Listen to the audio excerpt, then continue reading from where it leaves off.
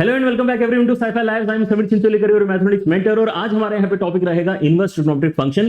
PY की series हमारी काफी आगे निकल चुकी है। इसके पहले हमने बच्चों अलजेब्रा एंड कोऑर्डिनेट ज्योमेट्री को कंप्लीट कर लिया है। हमारा कैलकुलस वाला सेक्शन अभी यहाँ पर चल रहा है, जिसके अंदर हमने सेट्स रिलेशंस कर लिया है। हमने यहाँ पे फंक्शन चैप्टर भी कंप्लीट कर लिया है। आईटीएफ के बाद में आपका अब यहाँ पर लिमिट्स, कंटिन्यूटी, डिफरेंशिएबिलिटी, एप्लीकेशन और डेरिवेटिव्स, ये सारे टॉपिक्स आने वाले हैं। सो मेक श्योर कि आप यहाँ पे अगर चैनल के ऊपर नए हैं तो सब्सक्राइब डेफिनेटली करें। आपको यहाँ पर बच्चों चैनल के साथ साथ है ना, यूट्यूब चैनल तो हमें यहाँ पर बड़ा करना ही है। इसको हम यहाँ पे काफी बड़े नंबर्स तक लेके जाना चाहते हैं। इसके पहले भी हमने यहाँ पर जब चैनल स्टार्ट किया था तो हम उसको 2 मिलियन तक लेके गए थे, राइट। इस चैनल को भी हम यहाँ पे बड़ा करेंगे एंड आपके यहाँ पर जो इनिशियल सपोर्ट है उसकी डेफिनेटली जरूरत रहेगी। तो चैनल को सब्सक्राइब डेफिनेटली करें। उसके साथ साथ कनेक्टेड रहने के लिए आपका टेलीग्राम चैनल है, इसके ऊपर आप आ सकते हैं t.me/sci-fi-labs एंड देन tinyurl.com/sameerj। ये जो लिंक है इसको डेफिनेटली याद रखें। It is going to be one of the most important study resource जो आप इस्तेमाल करोगे अपनी जेई की प्रिपरेशन के लिए। अगर आप अभी तक नहीं गए हैं इसके ऊपर तो जाकर देखो। इसके ऊपर बहुत ही सिस्टमैटिकली यहाँ पर मैं आपको सारा कंटेंट प्रोवाइड कर रहा हूँ। है हमारे जो लेक्चर्स वो यूट्यूब के ही हैं, लेकिन यूट्यूब के ऊपर बहुत बार हमें यहाँ पर लेक्चर्स ढूंढने में काफी दिक्कत आती है एंड हमारा आधा से ज्यादा समय उसी में निकल जाता है कि यार हम कैसे पता करें कि यार इस प्लेलिस्ट के अंदर सारी चीजें हैं कि नहीं है, हम यहाँ पर इसके ऊपर डिपेंड कर सकते हैं कि नहीं कर सकते। तो वो सारा आपका डाउट खत्म हो जाएगा if you basically start following this link. चलिए, तो आप यहाँ पर आज हम यहाँ पे डिस्कशन करने वाले हैं आईटीएफ का। आईटीएफ के अंदर आपके उसमें यहाँ पे टोटल 14 क्वेश्चन है। 14 क्वेश्चन जो आपके बच्चों यहाँ पर है, इनका जो डिवीजन है ना, कुछ इस तरह से आपको देखने को मिलेगा। प्रॉपर्टीज और डोमेन पे यहाँ पर जो है मेजर क्वेश्चन आपको देखने के लिए मिल रहे हैं। एंड हालांकि यहाँ पर ये टॉपिक काफी इंपॉर्टेंट है। ITF equation and ITF series हम काफी इनकी प्रैक्टिस भी करते हैं, लेकिन इनके ऊपर सवाल थोड़े से 25 में कम मिले हैं। होपफुली आगे आने वाले सालों में ये वेटेज बढ़ता हुआ नजर आएगा, क्योंकि टॉपिक्स का सच में यहाँ पर जो है जो कॉन्सेप्ट है वो काफी ज्यादा यहाँ पर जो अच्छी तरीके से टेस्ट होता है in these kind of questions. ठीक है, चलिए तो शुरू करते हैं एक एक करके हमारे यहाँ पे क्वेश्चंस का डिस्कशन। आपका यहाँ पर जो सबसे पहला सवाल है इट इज दिस। देखो कितना सिंपल सा सवाल है। आपको बहुत बार ऐसा फीलिंग आएगा कि यार जैसे जेई मेन के अंदर आपके बोर्ड लेवल के सवाल यहाँ पे पूछे जा रहे हैं and that is what should give you a bit of confidence as well. ठीक है, तो पहले सवाल के अंदर क्या बोला जा रहा है कि यार भाई ये फंक्शन है आपका सीकेंड इनवर्स के अंदर 2 times of GIF of x + 1 और आपको इसकी डोमेन निकाल के बतानी है। तो क्या करना होता है, सीकेंड इनवर्स की जो सबसे इंपॉर्टेंट आइडिया है कि भाई आप इसके अंदर क्या डाल सकते हो। सीकेंड इनवर्स के अंदर आप यहाँ पे 1 या 1 से बड़े वैल्यू डाल सकते हो या फिर -1 या उससे छोटे वैल्यूज डाल सकते हो। आपको इसी बात को बस यहाँ पे अच्छी तरीके से लिखना है, ठीक है ना। सो 2 पार्ट्स में ऑब्वियसली आपका यहाँ पर क्वेश्चन सॉल्व होगा। पार्ट 1 के अंदर हम कह सकते हैं कि यार आपके पास में जो भी अंदर इनपुट जा रहा है, ठीक है ना, ये इनपुट जा रहा है सेकंड इनवर्स के अंदर, तो ये 1 या 1 से बड़ा होगा तो हमें यहाँ पे अच्छा लगेगा, राइट। सो यहाँ पे 1 उस तरफ जाके कैंसिल हो जाएगा, है ना, 2 भी आपका सेक्रीफाइस हो जाएगा। सो GIF ऑफ x की वैल्यू ग्रेटर देन और इक्वल टू 0 आपको अगर चाहिए तो आप यहाँ पे अपना आंसर क्या इनपुट में डाल सकते हो, आप यहाँ पे x की वैल्यू क्या इनपुट में डाल सकते हो, यही आपको सोचना है। सो आई गेस यहाँ से आप समझ पा रहे होंगे कि x की वैल्यू 0 या 0 से बड़ी ही डालना आपको यहाँ पर पॉसिबल हो पाएगा। अगर आपके पास में कोई भी इनपुट 0 या 0 से बड़ा है तो उसका GIF हमेशा 0 या 0 से बड़ा ही निकल कर आएगा। हमें यही चाहिए था। तो आपका यहाँ पर पहला पार्ट सॉल्व भी हो चुका है। सेकंड पार्ट के ऊपर अगर आप आते हो इस क्वेश्चन के, तो आपको क्या लिखना पड़ेगा कि सीकेंड इनवर्स के अंदर जो भी आपका इनपुट जा रहा है 2 टाइम्स ऑफ GIF + 1 वो -1 या उससे कम भी हुआ तो भी हमें चल जाएगा, that is also okay for us. तो इसको अगर मैं उस तरफ लेके जाता हूं तो ये -2 हो जाएगा, 2 से डिवाइड करके फिर से -1 हो जाएगा। सो GIF की वैल्यू आपको -1 या उससे कम चाहिए। GIF की वैल्यू आपको -1 या उससे कम चाहिए, तो यहां पर आपका x का जो वैल्यू है वो एक्चुअली 0 से कम कुछ भी वैल्यू हो सकता है। लेकिन आपको अगर डाउट आता है कभी भी GIF के अंदर, सो मेक श्योर कि आप यहाँ पे नंबर लाइन की मदद से उसको अच्छे से एनालाइज कर लें, ठीक है। सो आपको यहाँ पर क्या चाहिए कि भाई -1 भी आया तो चलेगा, -1 आया तो चलेगा, है ना, और उससे छोटा आया तो और भी बढ़िया, ठीक है। सो आप यहाँ पे कितने अलग अलग सेक्शंस में एनालिसिस करना चाहोगे। जैसे अगर मेरा कोई इनपुट ऐसा है कि -0.5 -0.5, तो -0.5 का GIF कितना होता है, -1 होता है। -1 क्या मुझे चलेगा, -1 मुझे चलेगा, मतलब इस तरह के इनपुट्स में ले सकता हूं। क्या मैं 0 ले सकता हूं, नहीं ले सकता, क्योंकि 0 का GIF 0 होगा और वो एक्चुअली -1 से बड़ा है, छोटा नहीं है। और यहाँ पे अगर मैं 0.5 डालता हूं तो फिर से मना है, 0.5 डालूंगा तो उसका GIF फिर से 0 होगा, फिर से 0 का वैल्यू हम यहाँ पे -1 से छोटा एक गलत इनइक्वालिटी क्रिएट कर रहे हैं। सो ऑल इन ऑल आप यहाँ पर क्या बोल सकते हो कि देखो 0 से छोटे जितने भी वो सब आप ले सकते हो, 0 या उससे बड़े आप नहीं ले सकते, है ना। तो आपके यहां पर जो कंक्लूजन निकल कर आते हैं वो क्या है कि x has to be less than 0, है ना, equality not allowed, x has to be less than 0। तो या तो आपको पार्ट 1 से जो वैल्यूज अलाउड हैं वो आप ले सकते हैं, या फिर पार्ट 2 से जो आपको वैल्यूज अलाउड हैं वो आप ले सकते हैं। लेकिन अगर आप इन दोनों को ध्यान से देखेंगे तो एक्चुअली पूरी नंबर लाइन को अलाउ कर दे रहे हैं। लेस देन 0 वाले वैल्यूज यहां पे अलाउड है, ग्रेटर देन और इक्वल टू 0 वाले वैल्यूज यहां पे अलाउड है। दोनों का यूनियन करेंगे तो हमारे पास में जो हमारा आंसर है ए वो निकल कर आ जाएगा, विच इज -∞ से लेके इन्फिनिटी। ठीक है, ऐसे आगे बढ़ते हैं अपने अगले सवाल की तरफ। क्वेश्चन नंबर 2 क्या है फिर से डोमेन का ही सवाल पूछा गया है, इस बार थोड़ा एटलीस्ट बेटर है क्योंकि इसके अंदर दो अलग अलग फंक्शंस को हमें एनालाइज करना पड़ेगा जिनको जोड़ के एक सिंगल फंक्शन बना दिया है। तो लॉग की दिक्कत हमें पता है ना, लॉग हमें क्या कहता है, फिर से दो पार्ट्स में यहाँ पर आपका सवाल सॉल्व होगा। पहले हम लॉग की बात कर लेते हैं। तो आपका यहाँ पे 2x - 3 अपॉन 5 + 4x ये कैसा होना चाहिए, ग्रेटर देन 0 होना चाहिए। तो आपके इसमें क्रिटिकल पॉइंट क्या क्या रहे हैं, है ना, आपके इसमें डायरेक्टली यहाँ पर आपका नंबर लाइन बनाने वाला सिचुएशन है क्योंकि आपको जो फॉर्मेट है वो ऑलरेडी बेबी कर्व के हिसाब से सेट दिखाई दे रहा है। सो ऊपर से अगर आप देखते हैं तो आपको 3/2 क्रिटिकल पॉइंट नजर आता है, नीचे से अगर आप देखते हैं सो -5/4 क्रिटिकल पॉइंट नजर आता है, ठीक है ना। सो प्लस माइनस प्लस अगर मैं करता हूं तो मैं बोलूंगा कि यार या तो मैं 3/2 के आगे रहना चाहूंगा या फिर मैं -5/4 के पीछे रहना चाहूंगा। ये मेरा पार्ट 1 का रिस्ट्रिक्शन निकल कर आया है। अगर मैं पार्ट 2 पे चलता हूं तो पार्ट 2 किस के लिए है, पार्ट 2 आपका साइन इनवर्स के लिए है। सो साइन इनवर्स में हम क्या कहते हैं कि यार अंदर जो भी आपके पास में गया है वो -1 और 1 के बीच वाला कोई क्वांटिटी होना चाहिए, राइट। सो आपको यहाँ पर दो अलग अलग इनइक्वालिटी सॉल्व करनी पड़ेगी, -1 के साइड से अलग से सॉल्व करो, +1 के साइड से अलग से सॉल्व करो, राइट। सो अगर मैं -1 के साइड से पहले सॉल्व करना स्टार्ट करता हूं, ठीक है, तो मैं क्या करूंगा, अगर मैं इन दोनों को देख रहा हूं तो -1 को उस तरफ भेजो, -1 को उस तरफ भेजोगे तो 4 + 3x अपॉन 2 - x + 1 ये हो जाएगा ग्रेटर देन और इक्वल टू 0। ग्रेटर देन क्यों, क्योंकि ये ऑलरेडी पूरा का पूरा टर्म ग्रेटर देन की साइड ही था, -1 को भी मैंने ग्रेटर देन की साइड भेज दिया है, राइट। सो लेस देन की साइड कुछ भी नहीं बचा है, ग्रेटर देन की साइड सारी चीजें आ चुकी हैं। अगर आप यहाँ पे एलसीएम लेते हैं तो ये टोटल हो जाएगा 6, ये हो जाएगा आपके इसमें 2x एंड साथ में नीचे आ जाएगा आपका 2 - x। ये कैसा चाहिए आपको, ग्रेटर देन और इक्वल टू 0 हमें सॉल्व करना है, राइट। यहाँ पे आपका वेवी कर्व का एक्सप्रेशन सही से नहीं सेट है क्योंकि आपका x का टर्म नेगेटिव है। सो दोनों साइड नेगेटिव मल्टीप्लाई करके इसको पहले पलटा के हम अपना एक्सप्रेशन सही बना लेते हैं।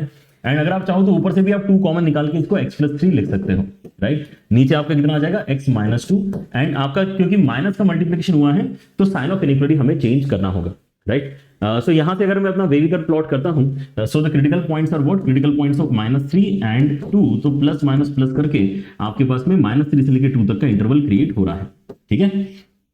ये हमारा पार्ट 1 का मतलब ये बेसिकली पार्ट 2 के फर्स्ट इनइक्वालिटी का आंसर आया है। अब सेकंड इनइक्वालिटी को हम पकड़ते हैं।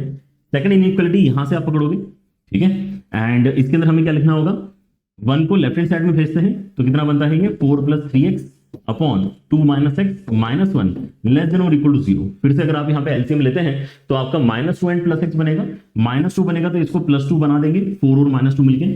यहाँ पे अगर माइनस माइनस करते हैं तो +x आएगा तो ये आपका 4x हो जाएगा 3x के साथ में मिलके, एंड नीचे आपका 2 - x अभी लिखा हुआ है, राइट।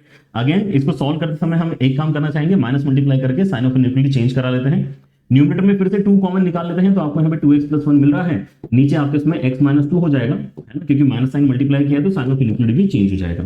अब ये एक्सप्रेशन आपके एकदम परफेक्ट सेटिंग में आ चुका है। तो आपका यहाँ पर जो क्रिटिकल पॉइंट का अरेंजमेंट है कैसा है, न्यूमरेटर से आपको क्रिटिकल पॉइंट मिल रहा है -1/2, यहाँ से आपको मिल रहा है 2, राइट। ग्रेटर देन और इक्वल टू 0 चाहिए, मतलब हम बाहर की साइड जाना प्रेफर करेंगे। तो हमारे पास में ये जो बेसिकली दोनों आए हैं, है ना, ये पार्ट 2 के दो पॉसिबल आंसर जो हैं, हमें इन दोनों की बात माननी है क्योंकि आपका ये जो एक्सप्रेशन है -1 से बड़ा भी होना चाहिए और 1 से छोटा भी होना चाहिए, है ना। पिछले क्वेश्चन में क्या हो रहा था, इधर और चल रहा था, या तो वो आपका एक्सप्रेशन 1 या 1 से बड़ा हो जाए या फिर वो एक्सप्रेशन आपका -1 या -1 से छोटा हो जाए, तो यहाँ पर यूनियन हुआ था। जबकि यहां पर हम बोल रहे हैं कि नहीं, दोनों के बीच में होना चाहिए, राइट। सो दोनों की बात यहां पर मानना जरूरी है। तो अगर मैं सेकंड केस को यहां पर अच्छे से देखता हूं तो मेरा यहां पर फाइनल आंसर कुछ बनता है, बट अल्टीमेटली मेरे पास में और भी एक कंडीशन लगी हुई है। तो हम क्या कर सकते हैं, इन तीनों का इंटरसेक्शन एक साथ ले सकते हैं, राइट। इन दोनों का इंटरसेक्शन हम ले ही रहे हैं, लेकिन वो जो आंसर आएगा उसका फर्दर इंटरसेक्शन किसके साथ में लेना होगा, इस पार्ट 1 के आंसर के साथ में लेना होगा, ताकि इस पूरे फंक्शन का जो रिस्ट्रिक्शन है अल्फा बीटा हमें यहाँ पे पता चले, ऑलराइट। सो मैं तीनों चीजें एक साथ ही बना लेता हूं, -5/4 -1/2 और -3, ठीक है ना। तो -3 सबसे पहले यहाँ पे बना लेते हैं लेफ्ट हैंड साइड में, फिर -5/4 बना लेते हैं जो -1 से भी छोटा है, और फिर -1/2 बना लेते हैं, ठीक है। इसके साथ में क्या है हमारा पॉजिटिव साइड, अगर मैं देखता हूं तो 3/2 है, 2 है एंड 2 है, अच्छा ठीक है। तो 3/2 पहले ही आ जाएगा, उसके बाद में 2 ही हमारा क्रिटिकल पॉइंट बनता है। अगर मैं पहले वाले को मार्क करता हूं तो पहला वाला मेरा क्या बोलता है, -5/4 के पीछे, -5/4 के पीछे एंड 3/2 के आगे, है ना, ये हमारे पास में रिस्ट्रिक्शन है। सेकंड अगर मैं देखता हूं तो मेरे पास में सेकंड बोलता है मुझे -3 और 2 के बीच में रहो, -3 एंड 2 के बीच में रहो, ओके। एंड जो आपका यहाँ पे लास्ट वाला है वो कहता है कि -1/2 के पीछे, -1/2 के पीछे या फिर 2 के आगे, है ना, इस तरह से यहां पर ही हमें जाने के लिए कहता है। तो अगर मैं इन सभी चीजों को अब एक साथ लेके चलता हूं तो तीनों कलर जहां पर आपको नजर आ रहे हैं, व्हाइट, ब्लू एंड रेड, वो आपको यहाँ पर इंटरसेक्शन रीजन माना जाता है, ठीक है ना। तीन इनइक्वालिटीज को क्योंकि हम इंटरसेक्ट कर रहे हैं, तो तीन आपके यहाँ पर हॉरिजॉन्टल लाइंस आपको नजर आने चाहिए एक साथ, राइट। वो कहां नजर आ रहे हैं आपको, वो केवल और केवल -3 से लेकर -5/4 के बीच में आपको नजर आ रहे हैं, ऑलराइट। सो यही आपका क्या हो जाएगा, यही आपका डोमेन का फाइनल आंसर हो जाएगा। अगर आप थोड़ा और ध्यान से इसको लिखना चाहें तो आप देख सकते हैं कि कहां पे आपको इक्वलिटी अलाउड है, कहां पे इक्वलिटी अलाउड नहीं है। जैसे कि आपको -5/4 एंड 3/2 पे इक्वलिटी अलाउड एक्चुअली नहीं है, राइट। सो -5/4 एंड 3/2 पे इक्वलिटी अलाउड नहीं है, जबकि आपको -3 एंड 2 पे, है ना, 2 पे इक्वलिटी वैसे अलाउड नहीं होनी चाहिए क्योंकि डिनोमिनेटर को 0 कर रहा है, इसको ओपन कर देते हैं, एंड -3 को आप क्लोज एक्चुअली कर सकते हो, ठीक है। सो -3 को क्लोज किया जा सकता है, एंड देन 2 तो आपको ओपन में ही आना चाहिए, राइट। -12 की अगर मैं बात करूं तो -12 के ऊपर फिर से आप नोटिस करो कि इक्वलिटी है, तो यहां पर आप इसको फिर से इंक्लूड कर सकते हैं, राइट। सो अगर मैं यहाँ पे ओवरऑल डोमेन का फाइनल आंसर लिखता हूं, तो अगर मैं इंटरवल को लिखता हूं, सो ये -3 क्लोज इंटरवल से लेके -5/4 ओपन इंटरवल, ऐसा आपका आंसर बनना चाहिए, which matches with what they are also saying कि भाई अल्फा से लेके बीटा, जहां पे अल्फा पे क्लोज है और बीटा पे ओपन है, ठीक है ना। सो आपका मतलब अल्फा का वैल्यू कितना हो जाएगा, -3 हो जाएगा, एंड बीटा का वैल्यू आपका -5/4 हो जाएगा। करना क्या है हमें यहाँ पे, हमें एक एक्सप्रेशन कैलकुलेट करके उसको as a final answer report करना है, which is alpha square plus 4 beta. So alpha square हो जाएगा आपका 9 एंड 4 बीटा हो जाएगा आपका -5, आंसर आ जाएगा आपका +4, ऑलराइट। तो ये आपका क्वेश्चन नंबर 2 था, जिसका आंसर +4 मतलब बी आंसर आपका बनना चाहिए, alright. Again the level of the question is pretty easy. आप यहाँ पर जितने जल्दी इनइक्वालिटीज के साथ में कंफर्टेबल हो जाएंगे, बेबी कर जल्दी जल्दी बना के अपने आंसर निकाल पाएंगे, है ना, उतना ही आपको यहाँ पर सवाल इजी लगेगा, ऑलराइट। प्रैक्टिस की लेकिन डेफिनेटली जरूरत है ना, ताकि आप इंटरसेक्शन वगैरह करते समय कोई गलती ना करें। अगला क्वेश्चन देखो, नेक्स्ट क्वेश्चन फिर से आपका यहाँ पर सिमिलर कैटेगरी में फॉल करेगा, जहां पर आपको डोमेन निकाल के बताना है, ठीक है ना। Let the domain of the function this and this is alpha से लेके बीटा एंड गामा से लेके डेल्टा। तो दो अलग अलग क्वेश्चंस को एक साथ पूछ लिया है उसने, डोमेन के दो सवाल पूछ लिए, तो थोड़ा यहाँ पर जो है लेंदी बनाने की कोशिश है, but still it will remain under easy category only, ठीक है ना। इसके अंदर भी दो पार्ट्स में सॉल्व करते हैं क्वेश्चन को। पार्ट 1 के अंदर क्या होगा, हम लॉग वाले फंक्शन को कैटेगराइज करना चाह रहे हैं, उसकी मदद से इसको सॉल्व करना चाह रहे हैं, ठीक है। तो देखो यहाँ पर आपके पास में पार्ट 1 के अंदर लॉग के अंदर कुछ तो क्वांटिटी आपको नजर आ रही है। अब लॉग के अंदर आपको जो कुछ भी नजर आ रहा है ना, हमें गारंटी करना है कि वो समहाउ कैसा रहे, हमेशा ग्रेटर देन 0 रहे, राइट। तो सबसे पहला स्टेप हमारा यही होना चाहिए कि ये जो भी कुछ हमें दिखाई दे रहा है लॉग के अंदर लिखा हुआ, लॉग जिसके बेस में 3 है, लॉग जिसके बेस में 7 है, एंड देन 8 माइनस लॉग जिसके बेस में 2 है, एंड देन अंदर एक क्वाड्रेटिक इक्वेशन है, ठीक है। ये पूरा का पूरा आपको क्या गारंटी करना है कि ये ग्रेटर देन 0 हो, क्योंकि ये एक लॉग के अंदर दिखाई दे रहा है, राइट। इसको सॉल्व करने का तरीका क्या होना चाहिए, सॉल्व करने का तरीका आपका यहाँ पे एकदम स्टैंडर्ड ही है ना। लॉग को सॉल्व करने के लिए आप यहाँ पे बेस को इस तरफ का बेस बनाते हैं, इस 0 को आप पावर बनाओगे, ठीक है ना। सो 3 की पावर 0 यहां पर जाएगा तो 1 बनेगा, एंड आपको मिलेगा क्या, अंदर वाला क्वांटिटी बचा हुआ मिलेगा। सो लॉग जिसके बेस में 7 है, 8 माइनस लॉग जिसके बेस में 2 है, and then x square plus 4x plus 5। ये जो आपके इसमें क्वांटिटी है, ये 3 की पावर 0 के साथ में कंपेयर हो रही है, जो आगे चल के हम 1 जिसको लिख सकते हैं, ठीक है ना, 3 की पावर 0। नेक्स्ट सॉल्यूशन जो आपका निकल कर आएगा बिल्कुल सेम तरीके से होगा, जहां पे आप इस लॉग के जो बेस में 7 है, इसको इस तरफ जाके बेस बनाएंगे, तो यहां पर 7 की पावर क्या बनेगा, इस बार 1 बनेगा, तो यहां पे 7 आना चाहिए, राइट। जब आप ये काम करेंगे तो आपको यहाँ पर अंदर वाला क्वांटिटी बचा हुआ नजर आएगा, 8 माइनस लॉग जिसके बेस में 2 है, एंड देन आपके पास x square plus 4x plus 5 आ रहा है, एंड देन ग्रेटर देन 7 यहाँ पर आपको बेसिकली मिलेगा। लिखना चाहो तो इसको 7 की पावर 1 आप डेफिनेटली लिख सकते हैं, ठीक है, alright. So what happens now, आप यहाँ पे लॉग को लेस देन वाली साइड भेजो, 7 को आप 8 के साथ में मर्ज करो तो ये 1 हो जाएगा। तो लॉग जो आपका अभी गया है जिसकी बेस में 2 है,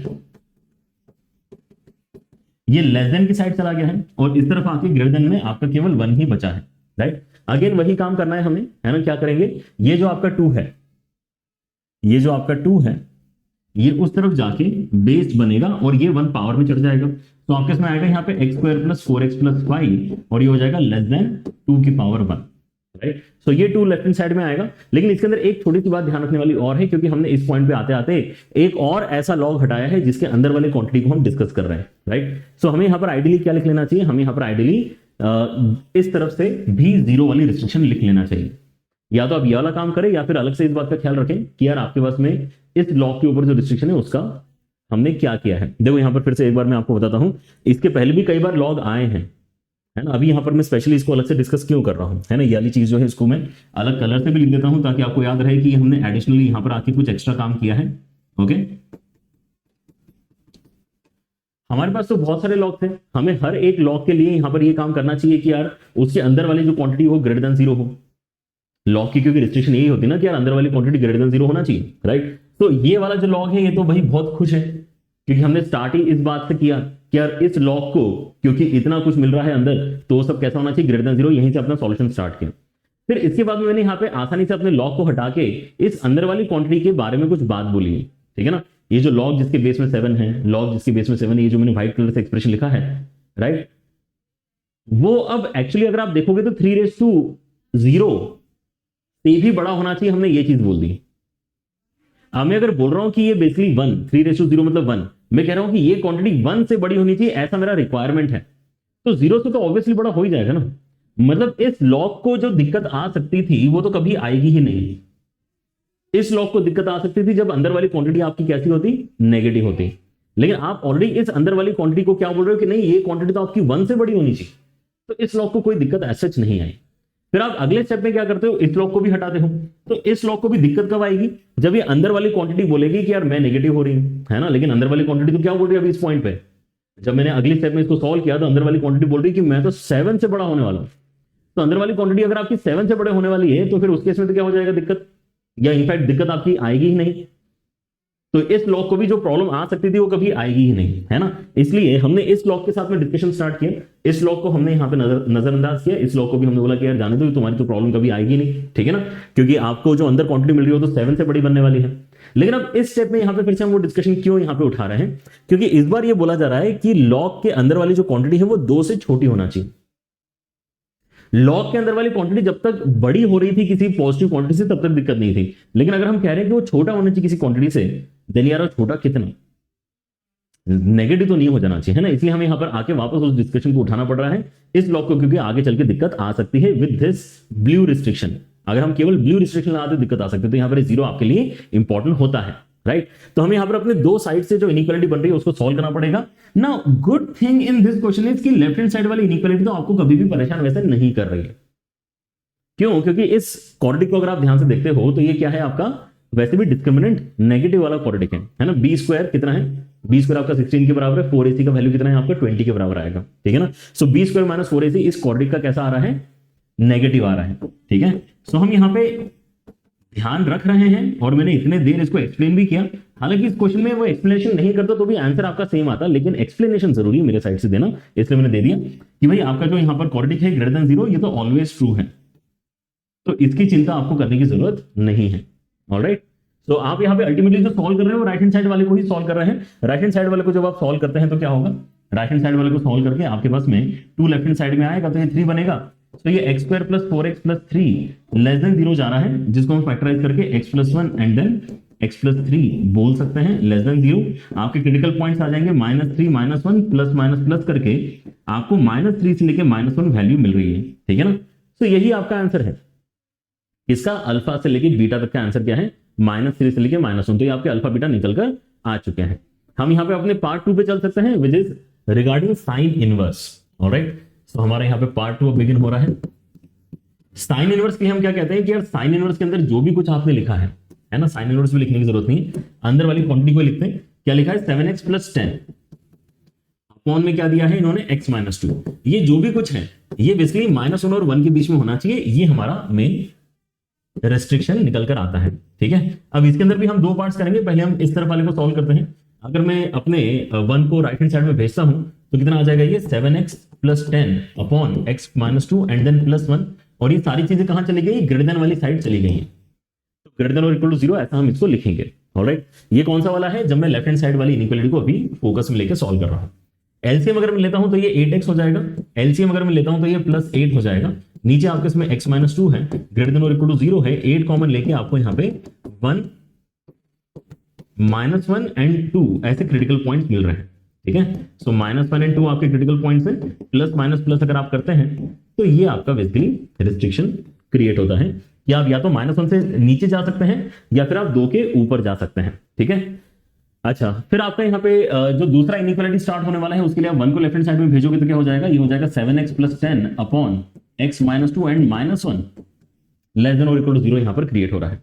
अगर आप एलसीएम लेते हैं तो एलसीएम लेने पे आपको यहाँ पे -x होकर 6x मिलेगा, यहाँ पे माइनस माइनस प्लस करके ये 12 मिलेगा, नीचे आपके इसमें x - 2 आ रहा है। आप फर्दर यहाँ पर 6 कॉमन लेके इसको x + 2 अपॉन x - 2 बोल सकते हैं एंड लेस देन और इक्वल टू 0 है। सो आपके क्रिटिकल पॉइंट्स क्या है, -2 एंड 2 प्लस माइनस प्लस करके पता चलता है कि आप इनके बीच में रह सकते हैं। Alright, again if you want to be very peculiar about what to include what not to include, तो इसके ऊपर आप फिल्ड सर्कल और यहाँ पे हॉलो सर्कल लगा सकते हैं, क्योंकि 2 डिनोमिनेटर को 0 कर रहा है तो वो कभी भी आपके आंसर में नहीं आना चाहिए, ठीक है ना। -2 अगेन हम आंसर में ले सकते हैं। तो आपके पास भी यहाँ पर अब जो इन दोनों का इंटरसेक्शन होगा वो अब इस क्वेश्चन का फाइनल आंसर बनेगा, ठीक है। तो आपको दोनों का इंटरसेक्शन लेना है। इंटरसेक्शन लेते समय -1 -2 एक क्रिटिकल पॉइंट है, -1 एक क्रिटिकल पॉइंट है एंड देन दोनों साइड से ही 2 क्रिटिकल पॉइंट है। एक बोलता है -1 के पीछे रहो या फिर 2 के आगे निकल जाओ, दूसरा वाला बोलता है -2 और 2 के बीच में रहो, ठीक है। तो अगर मैं सबकी बात मानता हूं तो मेरे पास बस इतना ही सेक्शन आता है जिसमें दोनों ही हॉरिजॉन्टल लाइंस मुझे नजर आ रही हैं, ठीक है ना। पहले रिस्ट्रिक्शन की हॉरिजॉन्टल लाइन, दूसरे रिस्ट्रिक्शन की हॉरिजॉन्टल लाइन एक साथ नजर आ रही है। तो आपके यहाँ पर जो आंसर निकल कर आता है देयरफॉर डोमेन का, वो निकल कर आता है क्या, यह हो जाता है -2 से लेके -1 तक। -2 की अगर मैं यहाँ पे बात देखूं तो -2 को एक्चुअली में इंक्लूड कर सकता हूं, -1 को भी मैं इंक्लूड कर सकता हूं, -2 को भी इंक्लूड किया जा सकता है, -1 को भी इंक्लूड किया जा सकता है। तो ये आपका आंसर बनता है सेकंड डोमेन का and that's how you get alpha beta open interval के अंदर आपको -3 से लेके -1 एंड गामा डेल्टा -2 से लेके -1 क्लोज इंटरवल के अंदर। ऑलराइट, सो आपके अल्फा बीटा गामा डेल्टा सारे निकल चुके हैं, तो आपका काम हो चुका है, फाइनल आंसर लिखने का समय आ चुका है। अल्फा की वैल्यू क्या है -3, बीटा की वैल्यू है -1, गामा की वैल्यू है -2 एंड देन डेल्टा की वैल्यू है आपकी -1। राइट, सबको स्क्वायर करके ऐड करना है, that is going to give us our final answer. क्या है यहाँ पर, alpha square beta square gamma square delta square, alpha square plus beta square plus gamma square plus delta square, ये आपको कितना मिलेगा, ये आपको मिलेगा 9 1 4 1 मतलब 15 के बराबर। तो 15 becomes the final answer for this question, मतलब ए आंसर आपका एकदम करेक्ट है, ठीक है। आगे बढ़ते हैं अपने अगले सवाल पे, question number 4 and this again is of the same category, domain का आपका यहाँ पे सवाल है ना। और ये देख के आपको एटलीस्ट ये कॉन्फिडेंस आना चाहिए कि अच्छा कुछ पैटर्न्स काफी ज्यादा रिपीट किए जाते हैं डोमेन में, लॉग का इन्वॉल्व होना, जीआईएफ का, मॉडुलस का इन्वॉल्व होना या फिर इनवर्स ट्रिग्नोमेट्रिक फंक्शन का इन्वॉल्व होना, ये सारी चीजें काफी ज्यादा देखने के लिए मिल रही हैं। ऑलराइट, सो आप यहाँ पे अपने कॉस इनवर्स वाले डोमेन को पहले यहाँ पे सॉल्व अगर करना चाहते हैं तो फिर से इस सवाल के अंदर फिर से आपके 2 पार्ट्स हैं, एफ एक्स वाले सेक्शन को अलग से सॉल्व करके अल्फा बीटा निकालना है, जी एक्स वाले सेक्शन को सॉल्व करके गामा डेल्टा निकालना है, ठीक है। तो यहाँ पर आपका जो कॉस के अंदर, कॉस इनवर्स के अंदर टर्म लिखा हुआ है 4x + 5 अपॉन 3x - 7, इसको क्या करेंगे, -1 और 1 के बीच में कुछ वैल्यू होनी चाहिए, ऐसा रिस्ट्रिक्शन इस पे लगाएंगे। ऑलराइट, ठीक है। अगेन सिमिलर सा ही रिपीटेशन हो रहा है आपका, यहाँ पे 1 को राइट हैंड साइड में भेजते हैं, -1 को राइट हैंड साइड में भेजते हैं तो ये +1 बनेगा। सो 4x + 5 upon 3x - 7 +1 greater than और इक्वल टू 0 हो गया। एलसीएम लेते हैं तो यहाँ पे 8x आएगा, साथ में आपका यहाँ पे -2 आएगा एंड नीचे आपका 3x - 7 बन रखा है, ग्रेटर देन और इक्वल टू 0 है। तो यहाँ पर आपके क्रिटिकल पॉइंट्स क्या क्या है, क्रिटिकल पॉइंट्स अगर आप यहाँ पे देखें तो ऊपर से आप यहाँ पे 2 कॉमन निकालोगे तो आपका क्रिटिकल पॉइंट 1/4 बन रहा है, ठीक है ना, और यहां से आपका 7/3 बन रहा है। तो 1/4 एंड 7/3, 1/4 एंड 7/3 ये आपके क्रिटिकल पॉइंट्स आए हैं एंड यहां से आपके पास ओके एक छोटा सा यहाँ पर जो है कैलकुलेशन अच्छा वो नजर में आ गया। मैंने यहाँ पर क्या किया है, एलसीएम जब लिया मैंने यहाँ पर तो आई गेस यहाँ पे मेरे पास 7 आना चाहिए था, ठीक है। Let me just mark the critical points once again and let me do the calculation once again. अगर मैं यहाँ पे देखता हूँ तो ये 3x ऊपर जाके यहाँ पे 4x के साथ में मिलकर 7x बनेगा एंड यहाँ पे आपका ऐसे कुछ आने वाला है, ठीक है। Hopefully now it is fine. तो आपके यहाँ पर जो क्रिटिकल पॉइंट आ रहे हो क्या है 2/7 एंड 7/3 आपके क्रिटिकल पॉइंट्स आ रहे हैं, 2/7 7/3 और यहाँ पे प्लस माइनस प्लस अगर मैं मार्क करता हूं तो मुझे प्लस वाले सेक्शन को इंक्लूड करना है डिस्कशन में। अगेन इक्वालिटी को देखते हुए मैं इसको ले सकता हूं लेकिन इसको नहीं ले सकता क्योंकि डिनोमिनेटर 0 नहीं होना चाहिए, राइट। आगे बढ़ते हैं यहाँ पर and let us solve our second section of this same inequality, ठीक है ना। आपकी जो इनइक्वालिटी है यहाँ पर इसको भी तो हमें सॉल्व करना है, ठीक है ना। तो इस इनइक्वालिटी को भी हम यहाँ पे अभी उठाते हैं और इस केस में क्या करेंगे 1 को लेफ्ट हैंड साइड में भेजेंगे, ठीक है। यहाँ पर आ जाओ, तो आपका कितना बनेगा यहाँ पे, ये बनेगा 4x plus 5 upon 3x minus 7 and then minus 1 less than और इक्वल टू 0। यहाँ पे अगर मैं देखता हूं तो यहाँ पे 3x कैंसिल करके आपका x बनेगा, यहाँ पे टोटल करके आपका 12 बन रहा है, ठीक है। एंड नीचे आपके इसमें कितना आ जाएगा, ये आ जाएगा आपका 3x minus 7 which has to be less than और इक्वल टू 0। क्रिटिकल पॉइंट्स हमारे पास में आ गए हैं, -12 एक क्रिटिकल पॉइंट है एंड देन 7/3 भी एक क्रिटिकल पॉइंट है। तो इनके बीच में कहीं ना कहीं रहना हमें अलाउड है। अगेन इंक्लूड इसको किया जा सकता है, इसको हम इंक्लूड नहीं कर सकते हैं। इनका जो इंटरसेक्शन होगा वो हमारे यहां पर अल्फा बीटा वाला कॉमन आंसर निकल कर आता है। So let us take the intersection now. So ये बोल रहा है 2/7 एंड 7/3 और ये बोल रहा है -12 एंड 7/3। ओके, तो -12 और 7/3 यहां पे आ गया एंड देन ये भाई साहब कितने हैं, ये बोल रहे हैं -2/7 के पीछे एंड देन 7/3 के आगे। ऑलराइट, सो जो इंटरसेक्शन रीजन आ रहा है वो ये वाला है, मतलब यही आपके अल्फा बीटा के वैल्यूज निकल कर आ रहे हैं। अल्फा का वैल्यू कितना हो गया -12, बीटा का वैल्यू हो गया आपका 2/7 के बराबर, ठीक है। सो इस कॉम्बिनेशन को संभाल के रखो and let's move on over part 2 of the question जहां पे लॉग इन्वॉल्व है। सो पार्ट 2 में अगर आप यहां पे देखते हैं तो लॉग के अंदर जो भी आपको देख रखा है वो कैसा होना चाहिए, ग्रेटर देन 0 होना चाहिए। सो पार्ट 2 के अंदर 2 - 6 टाइम्स ऑफ लॉग बेस, जिसके बेस में 27 है और उसके साथ में लिखा हुआ है 2x प्लस 5। ये जो भी है ये ग्रेटर देन 0 होना चाहिए, ये हमारा सबसे पहला रिस्ट्रिक्शन बन रहा है, राइट। लॉग वाले टर्म को लेस देन वाली साइड भेजते हैं तो कितना हो जाएगा 6 लॉग बेस में 27 2x प्लस 5 लेस देन वाली साइड जा चुका है और ग्रेटर देन की साइड हमने केवल 2 को छोड़ा है। 6 उस तरफ जाएगा, है ना, 6 उस तरफ जाएगा तो इसके नीचे आके बेसिकली क्या हो जाएगा 1/3 बनेगा, ठीक है। फिर आपका यहां पर कैलकुलेशन फिर से स्टार्ट हो रहा है। आपका जो 27 है ना, ये उस तरफ जाके 1/3 पावर के साथ में यहां पे आपको दिखाई देगा, तो हो जाएगा 2x प्लस 5। जो आपका बेस था वो उस तरफ जाके भी बेस ही रहेगा 27, लेकिन उसके पावर में कौन सा नंबर जाएगा 1/3 जाएगा, मतलब क्यूब रूट, मतलब ये आपका 3 बनेगा।